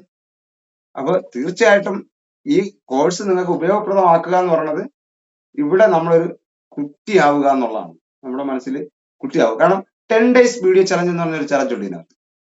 അത് എത്ര പേര് അതിനകത്ത് തയ്യാറാവുമെന്ന് എനിക്കറിയില്ല. 10 days വീഡിയോ ചലഞ്ച്, അതായത് 10 ദിവസം കൊണ്ട് ഒരു 100 വീഡിയോയുടെ ചലഞ്ച് കിടക്കും. അതായത് നമ്മളുടെ വീഡിയോസ് നമുക്ക് കാണാൻ പറ്റുന്ന രീതിയിൽ നമ്മളൊരു 100 വീഡിയോ റെക്കോർഡ് ചെയ്യും. അതൊരു പ്രാക്ടീസാണ്. അതിൽ എത്ര പേര് വരും? നമ്മളിപ്പോ ഈ കാര്യങ്ങൾ ഞാൻ ഇത് ഓരോ സ്റ്റെപ്പ് ബൈ സ്റ്റെപ്പായിട്ട് ഞാൻ നിങ്ങളെ ആ ലെവലിലിട്ട് എത്തിക്കാം. ഓൾറെഡി നിങ്ങൾക്കൊരു ക്യാമറയുടെ മുമ്പിലേക്ക് ഇരുന്ന് പറയാൻ ധൈര്യമുള്ള ഒരാളാണെങ്കിൽ ഓക്കെ. എന്നെ സംബന്ധിച്ചിടത്തോളം ഞാൻ മെമ്മറി കാസ്കറ്റ് എന്ന് പറയുന്ന യൂട്യൂബ് ചാനൽ തുടങ്ങിയിട്ട് എനിക്ക് തോന്നുന്നു 10, 12, 15 വർഷം കഴിഞ്ഞു. ഒരു വീഡിയോ റെക്കോർഡ് ചെയ്ത് വെച്ചിട്ട് അത് പോസ്റ്റ് എന്ന് പറയുന്നതിൽ ഒന്ന് ക്ലിക്ക് ചെയ്താൽ മതി. അതിന് മൊബൈലിൽ ഇട്ടിരിക്കുകയാണ്.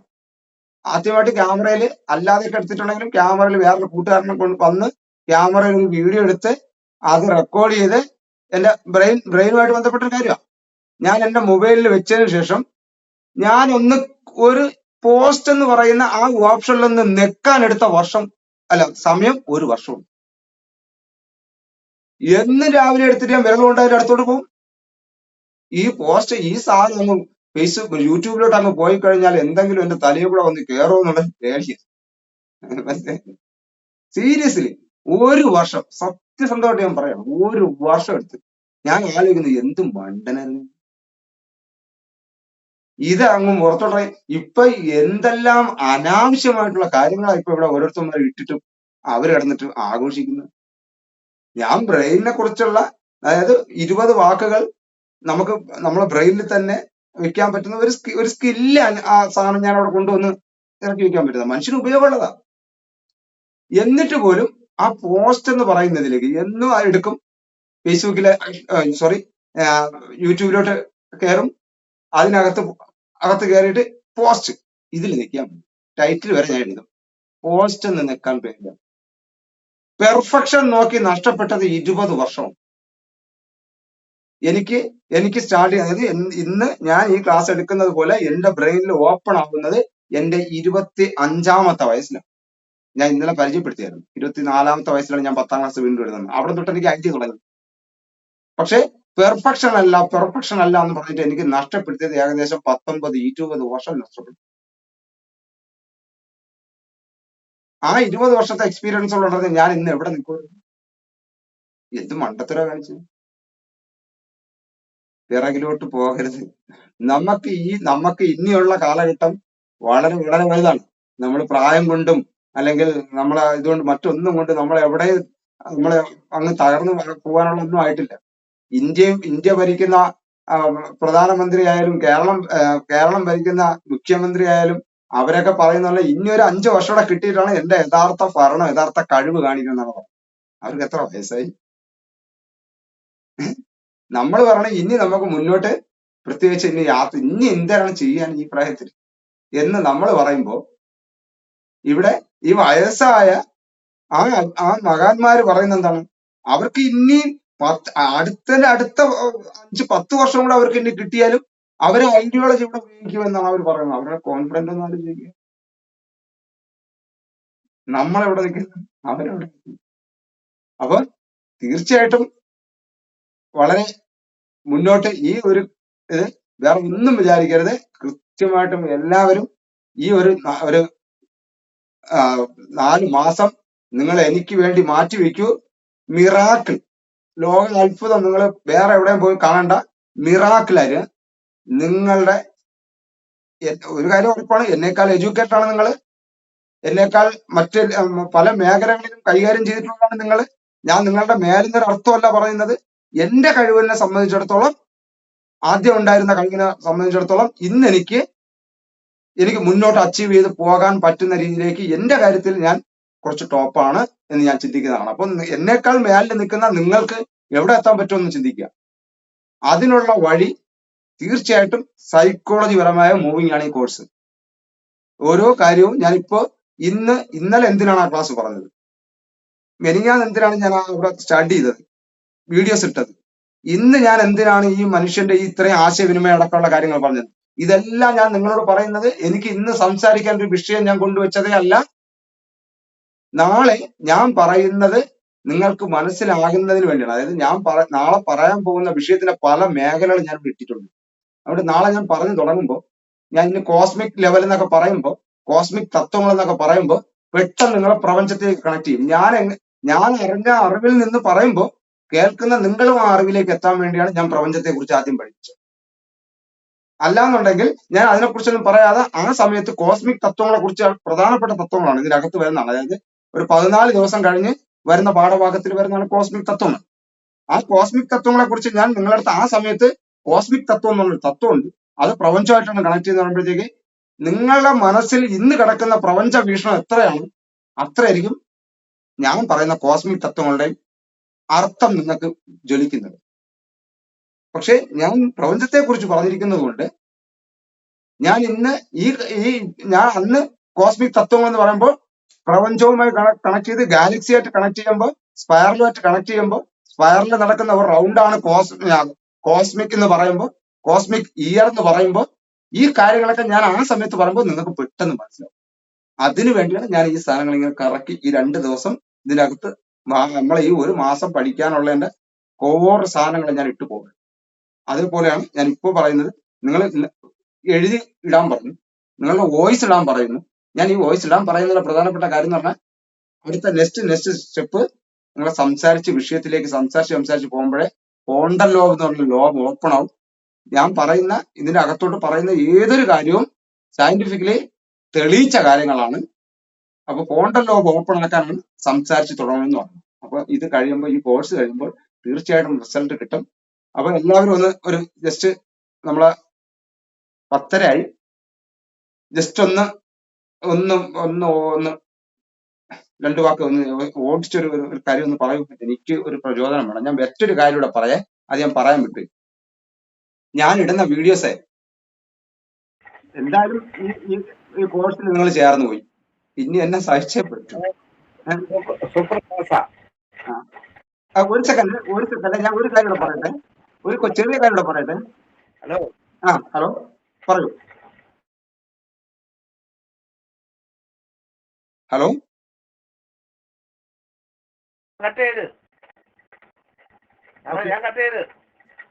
രക്ഷിത മനസ്സിലായില്ല സാറേ? സാറിന്റെ 4ാമത്തെ ക്ലാസ്സാണ് ഞാൻ പങ്കെടുക്കുന്നത്. ഓക്കെ, സാർ ഓക്കെയാണ്. രാജ് സാറല്ലേ? അതെ. 4ാമത്തെ ക്ലാസ് ആണെങ്കിലും പൂർത്തിയാകാത്തത് കൊണ്ടാണ് ഞാൻ വീണ്ടും നമ്മളെ പലപ്പോഴും പല രീതിയിലും അത് കട്ടായി പോയല്ലോ. സാറിന്റെ ഭാഗത്തുനിന്ന് എന്റെ ഭാഗത്തുനിന്ന് കട്ടായി പോയതുകൊണ്ടാണ് ഞാൻ കട്ടാക്കിയതാ. സാർ സംസാരിക്കട്ടെ എന്ന് വിചാരിച്ച് കട്ടാക്കിയതാ. ശരി. ഓക്കെ, സാർ സംസാരിച്ചോ? ഓക്കെ. അതായത് ഞാൻ പറയാൻ വന്നെന്ന് പറഞ്ഞത്, എന്തായാലും ഈ കോഴ്സിൽ ചേർന്ന് പോയി, ഇനി എന്നെ ഈ 4 മാസം സഹിച്ചേ പറ്റൂ. ഏട്ടാ, അപ്പൊ ഞാൻ പറയുന്ന ഒരു കാര്യം എനിക്ക് ചെയ്യാനുള്ളതെന്ന് പറയുന്നത് ആ, ഒരു കാര്യം എന്ന് പറയുന്നത്, ഞാൻ ഇടുന്ന വീഡിയോസ് ഉണ്ടല്ലോ, വീഡിയോസ് ക്ലാസ് റൂമിനകത്താണ്. നിങ്ങൾക്ക് പ്രത്യേകിച്ച് അതിനകത്ത് കമന്റ് ഒന്നും ഇടാൻ പറ്റില്ല. ക്ലാസ് റൂമിനകത്ത് ഇടുന്ന പ്രധാനപ്പെട്ട കാര്യം എന്ന് പറഞ്ഞു കഴിഞ്ഞാൽ അത് ബാക്കി അതിനകത്ത് മെസ്സേജുകൾ വന്നിട്ട് നിങ്ങൾക്ക് പിന്നെ നോട്ട് എടുക്കാൻ ബുദ്ധിമുട്ടുണ്ടാവാതിരിക്കാനാണ് ഞാൻ അത് ഉള്ളി അഡ്മിനാക്കി ഇട്ടേക്കുന്നത്. പക്ഷെ അതിൽ ക്ലിക്ക് ചെയ്ത് കഴിഞ്ഞാൽ ലൈക്കും ലവും ഒക്കെ ചെയ്യാൻ പറ്റും. നിങ്ങൾ ആ വീഡിയോയിൽ ഒരു കാണുന്നവരൊരു ലൈക്ക്, ഓരോരുത്തർ ഒരു ലൈക്ക് ചെയ്തിരുന്ന അത് എനിക്ക് നല്ലൊരു മോട്ടിവേഷൻ ആയിരിക്കും. ഞാൻ പറയുന്ന കണക്ട് ആവുന്നുണ്ടോ? ഞാൻ ഇട്ട ആ വീഡിയോസിൽ ജസ്റ്റ് ഒന്ന് അമർത്തി പിടിച്ചാൽ അത് നിങ്ങൾക്ക് വേറെ മെസ്സേജ് ഒന്നും ഇടാൻ പറ്റില്ല. പക്ഷെ ആ വീഡിയോസിൽ ഒന്ന് അമർത്തി പിടിച്ചു കഴിഞ്ഞാൽ അതിനകത്ത് ലൈക്കോ ലവും ഒക്കെ ഇടാൻ പറ്റും. അപ്പൊ ജസ്റ്റ് അത് അങ്ങനെ ചെയ്യാം സാറേ, ചെയ്യാം കേട്ടില്ല. ചെയ്യാം. ഓക്കെ, അങ്ങനെ ഒന്ന് ചെയ്താൽ കുറച്ചുകൂടെ നല്ലതാണ്. ഓക്കെ, 10:30 മണിയായി. ഇപ്പൊ ഇതിനകത്തുണ്ടായിരുന്നതിൽ കുറച്ചു പേര് ഇറങ്ങി പോയി. അപ്പോ നമുക്ക് ക്ലാസ് വൈൻഡപ്പ് ചെയ്താലോ? ഓക്കെ, 2 വാക്ക് ആർക്കെങ്കിലും എന്തെങ്കിലും പറയാനുണ്ടോ? എന്തെങ്കിലും സംശയമോ അല്ലെങ്കിൽ എന്തെങ്കിലും? താങ്ക് യു എന്ന് പറയാനേ പറ്റും. വളരെ ഇൻട്രസ്റ്റിംഗ് ആണ്, നല്ലതാണ്. Okay, thank U. നമ്മളെ സവാന ടീച്ചർ ഒരുപാട് ഓൺലൈൻ ക്ലാസ്സുകളൊക്കെ അറ്റൻഡ് ചെയ്ത് വന്ന ആളാണ്. ഉണ്ടോ അവിടെ? മൈക്ക് മ്യൂട്ടാണ്.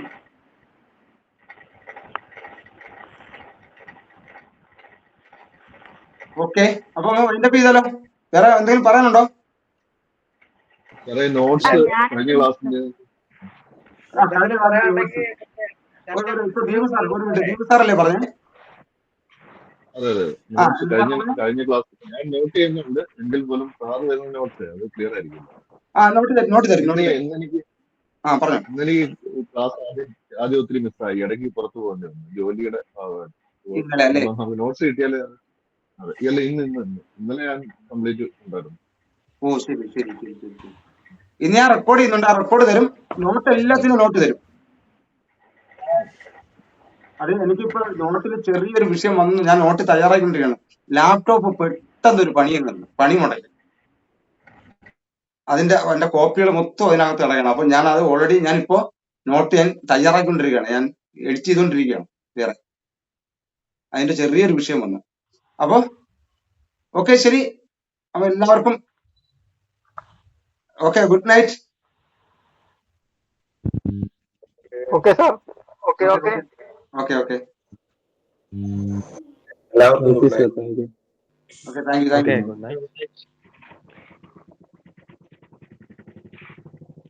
എന്നായിരുന്നു വിളിച്ചിട്ടുണ്ടായിരുന്നത്? അതെ. ഞാനിവിടെ ഉണ്ട്, കേട്ടിരുന്നു. വളരെ നല്ല ക്ലാസ് ആയിരുന്നു.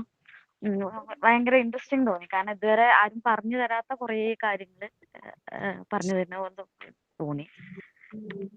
കാരണം എല്ലാവരും നമ്മുടെ ഉപബോധ മനസ്സിന് ശക്തിയുണ്ട് എന്നുള്ള രീതിയിലേക്ക് പറയുന്നല്ലാതെ അതിന്റെ എന്താണ് ഒരു കറക്റ്റ് ഒരു പ്രോസസ്സ് ആരും പറഞ്ഞു തരില്ല. കാരണം അറിയില്ല. അപ്പൊ അത് കുറച്ചും കൂടി ക്ലിയർ ആയ പോലെ തോന്നി. നമ്മള് എന്താ പറയാ, ഫസ്റ്റ് കണ്ടുപിടിച്ച ആശയവിനിമയം ഇല്ല, അതെനിക്ക് ആ പോയിന്റ് ഭയങ്കരമായിട്ട് ട്രിഗർ ചെയ്തു. എല്ലാവരും ചോദിച്ചു ചെയ്യുന്ന ചക്രം അല്ലെങ്കിൽ തീ, അതാണ് മനുഷ്യന്റെ പരിണാമത്തിലേക്ക് കടത്തിവിട്ട ഒരു സംഭവം എന്ന് പറയുന്നത് അതാണ് എന്നാ എല്ലാവരും പറയാ. പക്ഷെ സാർ പറഞ്ഞ പോലെ ആശയവിനിമയം ആയിരുന്നു ശരിയായൊരു വഴി എന്ന് പറയുന്നത്. എനിക്ക് നന്നായി തോന്നി. Thank you. കാരണം ഞാൻ ചോദിച്ചെന്ന് പറഞ്ഞാല് ഓൺലൈനിൽ അത് പറയുന്നതിന് കുഴപ്പമില്ലല്ലോ, ഓപ്പൺ ആയിട്ട്. അതായത് ഓൺലൈനിൽ ഒരുപാട് കോഴ്സുകൾ അറ്റൻഡ് ചെയ്ത് വന്നതാണ് ശബാന ടീച്ചർ. ഒരുപാട് ക്ലാസ്സുകളും കാര്യങ്ങളും ഒരുപാട് നോളജ് ഉള്ളതാണ്.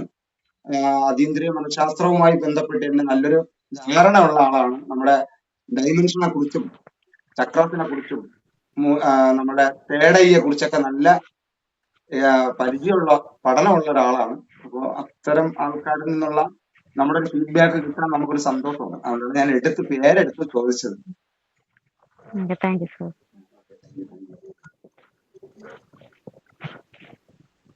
ഓക്കെ. അപ്പൊ ബാബു എന്ന് എഴുതുന്ന സാറിന്റെ ഏതാ നമ്മളിപ്പോ ഫോട്ടോ ഉണ്ട്. എന്താ സാറേ പേര് കറക്റ്റ് എന്തായിരുന്നു? Babu Natarajan. Oh okay, Babu Natarajan. Okay okay okay. നമ്മൾ ഫേസ് ഇപ്പോഴാണ് കാണുന്നത്. നമ്മളിപ്പോ സംസാരിച്ചായിരുന്നല്ലോ. സംസാരിച്ചായിരുന്നു. ആ, ഇവിടുത്തെ പിന്നെ ഞാൻ ഇവിടെ കുക്കാണ്. അപ്പൊ ഈ സമയത്തൊക്കെ എന്ന് പറഞ്ഞാൽ ചിലപ്പോ വർക്ക് കാണും. അന്നേരം എനിക്ക് കയറാൻ പറ്റില്ലെന്ന് വരും. അപ്പൊ ഇന്ന് ഫ്രീ ആയതുകൊണ്ട് കയറിയതാ. പക്ഷെ അപ്പം ഞാൻ മാക്സിമം ഞാൻ ശ്രമിക്കുന്നുണ്ട് അത് കയറാനായിട്ട്. Okay okay. ലൈവിൽ വരികയാണെങ്കിൽ നല്ലതാണ്. അടുത്ത ഒരു ശരി തീർച്ചയായിട്ടും ശ്രമിക്കാം സാർ. ഞാൻ മാക്സിമം ശ്രമിക്കും. ഞാൻ എന്റെ കഴിവിന്റെ മാക്സിമം ഞാൻ ശ്രമിക്കും അത്. Okay okay okay okay sir. Okay. Thank you. വേറെ Rajesh sir, Hari sir, Rajan sir, Madhu sir എന്തെങ്കിലുമൊക്കെ പറയാനുണ്ടോ? നമ്മളെ സാറേ ഇന്ന് നോട്ട് പിന്നെ ചന്ദ്രവട്ട അതിന്റെ കാര്യത്തെ പറ്റി നമ്മൾ ഇന്നൊന്നും സംസാരിച്ചില്ല. ഇന്ന് പറഞ്ഞില്ല അല്ലേ? ഇന്ന് അതിനെ പറ്റി ഒന്നും പറഞ്ഞില്ല. അത് ചിലപ്പോ സമയക്കുറവ് ഉണ്ടായിരിക്കും. മറ്റുള്ള കാര്യങ്ങൾ ഞാൻ കുറച്ചും കൂടെ കോമൺലി വിഷയങ്ങൾ പറഞ്ഞു വന്നാണ്. ഇന്ന് പറഞ്ഞില്ലെന്ന് പറഞ്ഞാൽ അതായത് ഈ ആർത്തവ ചക്രമായിട്ട് ബന്ധപ്പെട്ടാണോ? നോട്ട് ഇട്ടായിരുന്നു. ഓക്കെ. അതിനെ വേറൊരു മൈൻഡിലാണല്ലോ ഈ ആൾക്കാർ കാണുന്നത്. അപ്പം അതിനൊരു അകറ്റി നിർത്തലുണ്ട്. അപ്പൊ ആ ഒരു ഇതൊന്ന് മാറ്റി നമുക്ക് അതിനെപ്പറ്റി അറിയാനുള്ള ഒരു ഇതുണ്ട്. ഓക്കെ. ജീവനെ കുറിച്ച് പഠിക്കുമ്പോൾ തീർച്ചയായിട്ടും നമ്മളുടെ ആദ്യ എന്താണ് എന്ത് മനുഷ്യനാണെന്നുള്ളതാണ്. മനുഷ്യന്റെ തോട്ട് പ്രോസസ് ഒക്കെ എത്രമാത്രം മോശവൽക്കരിച്ചു, ചിന്തയെ എത്രമാത്രം മോശവൽക്കരിച്ചു എന്ന് നോക്കണേ. അതായത് ഒരു മനുഷ്യന് ഏറ്റവും പ്രധാനപ്പെട്ട ഒരു ജീവൻ ഉണ്ടാവണമെങ്കിൽ തന്നെ ഒരു സ്ത്രീക്ക് ആർത്തവ ചക്രം ഓപ്പൺ ആണ്. ആർത്തവം ഉണ്ടാവണം. അങ്ങനെ ഒരു പ്രോസസ്സിനെയാണ് എന്ത് ചെയ്യുന്നത് വളരെ മോശപ്പെട്ട. അതിനുവേണ്ടി എന്തുമാത്രം സ്ത്രീകൾ സമരം ചെയ്തിട്ടുണ്ട് അറിയാം. അവരെ അത്രമാത്രം രീതിയിൽ അവരെ ആക്ഷേപിക്കുക, അല്ലെങ്കിൽ അവരെ ഒഴിവാക്കുക, കൂടെ ജീവിക്കുന്ന ഭർത്താവ് മാറ്റി നിർത്തുക, സ്വന്തം മക്കള് മാറ്റി നിർത്തുക, അവരായിട്ട് അടുക്കാതിരിക്കുക, അല്ലെങ്കിൽ അവർ ഒളിച്ചു പോവുക. ഇത് അത് നേരത്തെ ഞാൻ മറ്റേ വീഡിയോ പറഞ്ഞ അത് അനുഭവിക്കുന്നവർക്ക് മനസ്സിലാവുള്ളൂ എന്ന് പറയുന്ന പോലെയാണ്. പുറത്തുനിന്ന് നോക്കുന്ന ഒരാൾക്ക് മനസ്സിലാക്കാൻ പറ്റില്ല. അത്രയ്ക്ക് അതിനകത്ത് അനുഭവിക്കുന്നുണ്ട് സത്യത്തിൽ. ഇപ്പൊ ഒരുപാട് മാറിയിട്ടുണ്ട്, കാലഘട്ടം ഒരുപാട് മാറി. എന്നാലും അതിപ്പോഴും നമ്മൾ ഒരു മെഡിക്കൽ സ്റ്റോറിൽ പോയി പേഡ് ചോദിക്കാനായിട്ടുള്ള നാണക്കെടുന്ന എത്രയോ സ്ത്രീകൾക്കുണ്ട്. അത് ചോദിച്ചു കഴിഞ്ഞാൽ എടുത്ത് കൊടുക്കുന്നവന് ഏത് ലാഘവത്തോടെ എടുത്ത് കൊടുക്കുന്ന, അല്ലെങ്കിൽ ഏത് ഇതിലായിരിക്കും. ശരിക്കും പറഞ്ഞാൽ ഞാനും നിങ്ങൾ അടങ്ങുന്ന ഈ 10 ചന്ദ്രവട്ടം ഇതിനു വേണ്ടി തയ്യാറാക്കിയ ഈ മെത്തേഡല്ലേ കിടന്നു. ഇതിനകത്തേക്ക് ഒരു ബീജം അല്ലെങ്കിൽ ഒരു കുഞ്ഞ് എത്താതിരിക്കുമ്പോ, അല്ലെങ്കിൽ ഒരു ബീജം അവിടെ എത്താതിരിക്കുമ്പോ അതിനുവേണ്ടി തയ്യാറാവുകയും അവിടെ മറ്റൊരു പുരുഷനാൽ ബന്ധപ്പെട്ട ഒരു ബീജം അവിടെ എത്തിയില്ല എന്നുണ്ടെങ്കിൽ എന്ത് ചെയ്യണം? അത് മാസം തന്നെ അതിനെ പൊട്ടിച്ച് എടുത്ത് റിലീസ് ചെയ്ത് കളഞ്ഞിട്ട് വീണ്ടും അടുത്ത മാസം വീണ്ടും അത് ക്രിയേറ്റ് ചെയ്ത് പ്രകൃതിയുടെ ഏറ്റവും സത്യസന്ധമായ, അല്ലെങ്കിൽ പ്രകൃതിയുടെ ഒരു കുഞ്ഞിനെ പ്രൊട്ടക്ട് ചെയ്യാൻ വേണ്ടി, റീപ്രൊഡക്റ്റിംഗ് ചെയ്യാൻ വേണ്ടി, തലമുറയെ നിർമ്മിക്കാൻ വേണ്ടി ഒരു സ്ത്രീക്ക് കൊടുത്തിരിക്കുന്ന ഏറ്റവും സത്യസന്ധമായിട്ടുള്ള, അല്ലെങ്കിൽ ഏറ്റവും പവിത്രമായിട്ടുള്ള ജനിക്കുന്ന കുഞ്ഞിനെ ആദ്യ കാലഘട്ടങ്ങളിൽ നിങ്ങൾ ഗൂഗിൾ സെർച്ച് ചെയ്തോളൂ. ഞാൻ ഇതിനെല്ലാം നിങ്ങൾക്ക് സെർച്ച് ചെയ്യാനുള്ള ലിങ്ക് അടക്കം തരും. ഗൂഗിൾ സെർച്ച് ചെയ്തോളൂ. എത്ര സ്ത്രീകൾക്ക് ഇതറിയാം? എത്ര സ്ത്രീകൾക്കറിയാം? പക്ഷെ നമ്മൾ മനുഷ്യനെ സംബന്ധിച്ച് പഠിക്കുമ്പോൾ നമ്മൾ പഠിക്കുന്ന മനഃശാസ്ത്രം മാത്രമല്ല, ഈ കോഴ്സിൽ പഠിക്കുന്ന മനഃശാസ്ത്രം മാത്രമല്ല, പ്രകൃതി, പ്രപഞ്ചം, മനുഷ്യൻ, മനസ്സ്. അപ്പൊ നമുക്ക് നല്ല ഒരു മനുഷ്യനായി നമ്മൾ ജനിച്ച് നമ്മൾ ഈ ഭൂമിയിൽ എത്തിയിട്ടുണ്ടെങ്കിൽ ആദ്യകാലത്ത് നമുക്കുണ്ടായിരുന്ന ഭക്ഷണം പോലും അതാണ്. അതിൽ നിന്നാണ് നമുക്ക് കിട്ടിക്കൊണ്ടിരുന്നത്. അവിടെ ഒരു കുഞ്ഞിന് ജീവിക്കാൻ ആ മാസത്തിൽ ഒരു കുഞ്ഞിനുള്ള നേരത്തെ പറഞ്ഞ ആ കുഞ്ഞിന് ജനിക്കാനുള്ള ഒരു സിസ്റ്റം അവിടെ ഇല്ല എന്നുണ്ടെങ്കിൽ, അല്ലെങ്കിൽ കുഞ്ഞ് അവിടെ എത്തിയില്ലെന്നുണ്ടെങ്കിൽ, അല്ലെങ്കിൽ ഒരു ബീജം അവിടെ എത്തിയില്ലെന്നുണ്ടെങ്കിൽ, അത് പ്രപഞ്ചം അതിന് ആ മാസം തന്നെ അതിനെ പൊട്ടിച്ചു കളയും. എന്നിട്ട് അടുത്ത മാസം വീണ്ടും ക്രിയേറ്റ് ചെയ്യും. മെൻസസ് പീരീഡ് അല്ലെങ്കിൽ പീരീഡ്സ് കഴിഞ്ഞാൽ ഉടനെ തന്നെ വീണ്ടും അടുത്ത് ക്രിയേറ്റ് ആവും. അങ്ങനെ ഒരു മാസം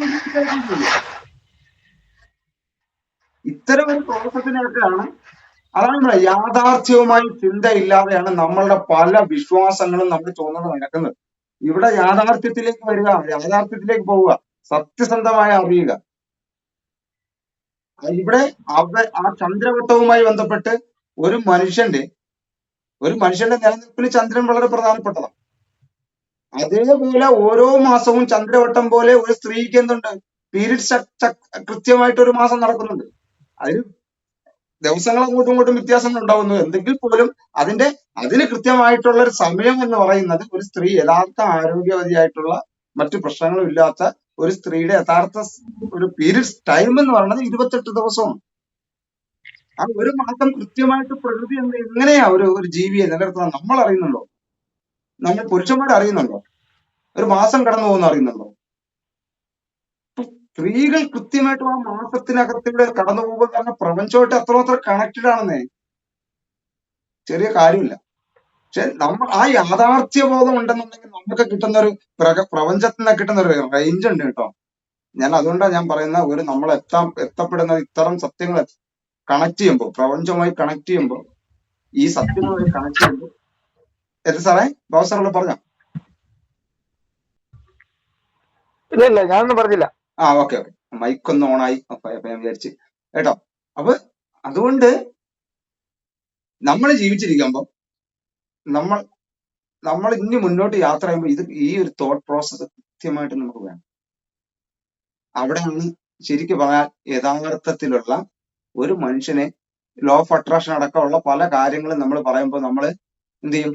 നമ്മൾ ഇങ്ങനെ ഇരുന്നിട്ട് നന്ദി പറയണം, പ്രപഞ്ചത്തിനോട് നന്ദി പറയണം. എനിക്ക് നീ കാറ് വാങ്ങി തന്നതിന്, കാറ് വാങ്ങിയിട്ടില്ല എന്നാലും കാറ് വാങ്ങി തന്നതിന്, കാറ് മനസ്സിൽ ആഗ്രഹിച്ച് കാറ് കിട്ടിയതിന് ഞാൻ നന്ദി പറയുന്നു. കിട്ടിയായിട്ട് ഞാൻ മനസ്സിൽ സങ്കല്പിച്ചിട്ട് നന്ദി പറയണം, കൃതജ്ഞതാ മനോഭാവം. പെറ്റ അമ്മയുടെ ഗർഭപാത്രത്തിനോട് നന്ദി ഇല്ലാത്ത നമ്മളാണ് ഇനി പ്രപഞ്ചത്തിനെ സോപ്പിട്ട് വേറെന്തോ മേടിക്കാൻ തിരിക്കുന്നത്. എന്തോ മനുഷ്യനാണോ? മനസ്സിലായില്ലേ?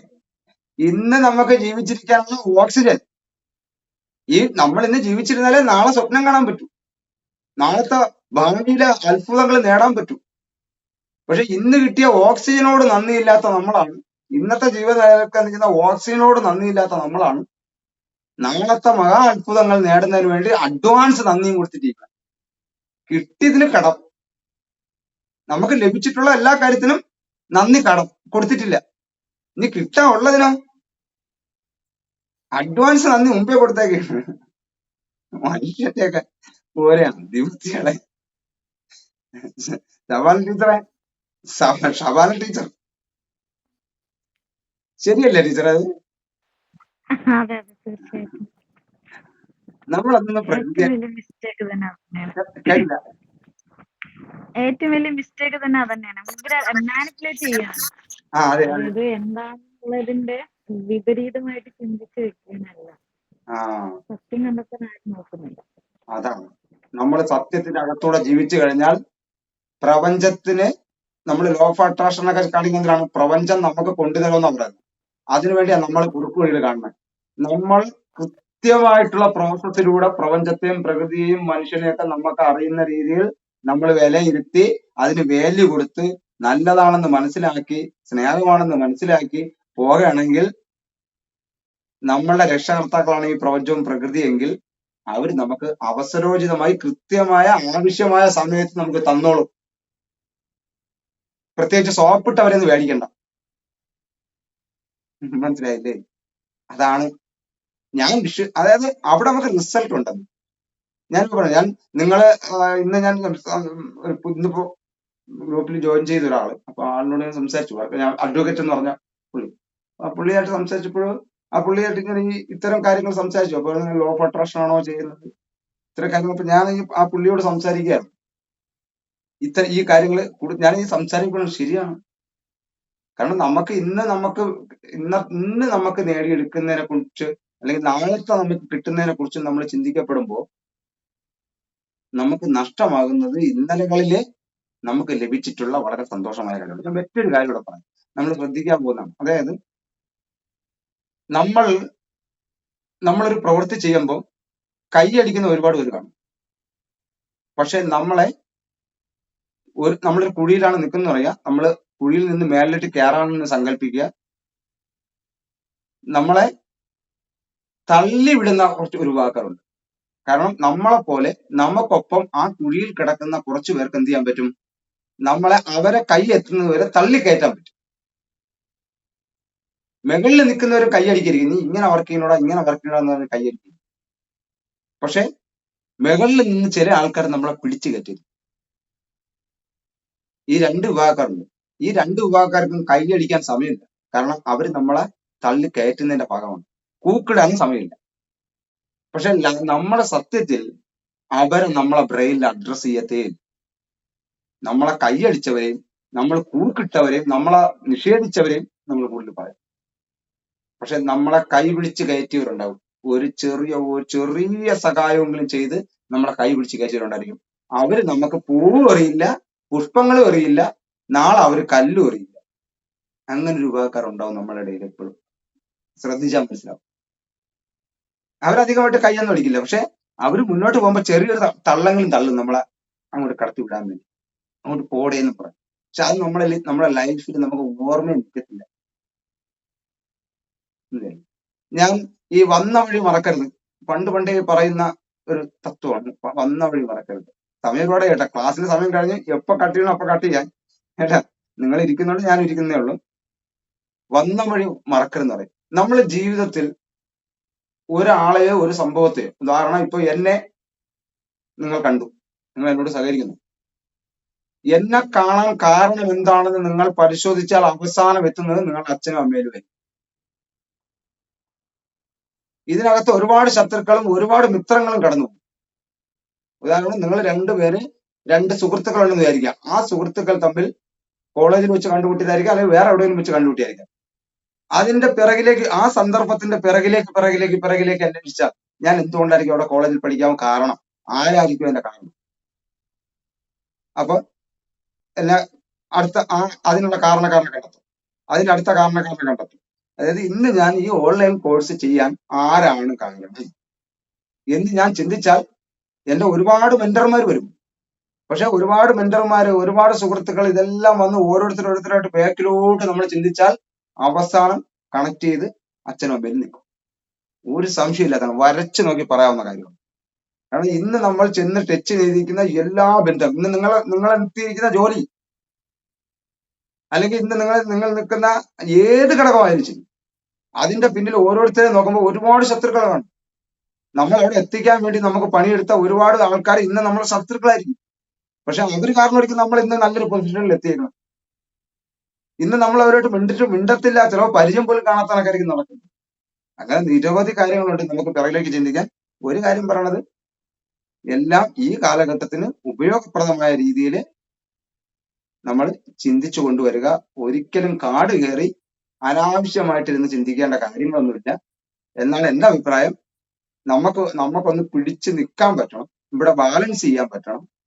അത്രമാത്രമാണ് നമുക്ക് ആവശ്യം. ഇനി അതിന്റെ മേലിലോട്ട് പോകണമെങ്കിൽ അതിന്റെ സ്റ്റെപ്പ് ബൈ സ്റ്റെപ്പ് മേലോട്ട് കയറുമ്പോൾ അതിന്റെ മേലത്തെ ഒരു സ്റ്റെപ്പ് നോക്കാം. ഞാനിപ്പോ 2ാമത്തെ അല്ലെങ്കിൽ 5ാമത്തെ സ്റ്റെപ്പിലാണ് നിൽക്കുന്നതെങ്കിൽ 6ാമത്തെ സ്റ്റെപ്പും 7ാമത്തെ സ്റ്റെപ്പും വേണമെങ്കിൽ ഒന്ന് റിസർച്ച് ചെയ്യാം. പക്ഷെ 101ാമത്തെ സ്റ്റെപ്പ് കയറി ഇപ്പൊ റിസർച്ച് ചെയ്യാതിരിക്കുന്നതാണ് നല്ലത്. 7ാമത്തെ പടി കയറിയിട്ട് 10ാമത്തെ പടി വേണമെങ്കിൽ റിസർച്ച് ചെയ്യാം. 10ാമത്തെ പടി കയറുമ്പോൾ ഒരു 15ാമത്തെ പടി വേണമെങ്കിൽ റിസർച്ച് ചെയ്യാം. അങ്ങനെ റിസർച്ച് ചെയ്താൽ നമുക്ക് റിസൾട്ട് കിട്ടും. അതുകൊണ്ട് അല്ലാതെ ഉള്ളൊരു സഞ്ചാരത്തിലേക്ക് പോകാതെ ആക്റ്റീവായിട്ട് നമുക്ക് മുന്നോട്ട് പോകാം. ഈ 4 മാസം നമുക്ക് ഒരുമിച്ചുണ്ട്. ഈ 2ാമത്തെ ദിവസം തന്നെ ബോറാക്കണ്ട, നിർത്തട്ടെ ഞാൻ. ഓക്കെ, ശരി, ഓക്കെ സാറേ, ശരി എന്നാ. ഓക്കെ, ശരി. എല്ലാവർക്കും ഓക്കെ, എല്ലാവരും ഗുഡ് നൈറ്റ്.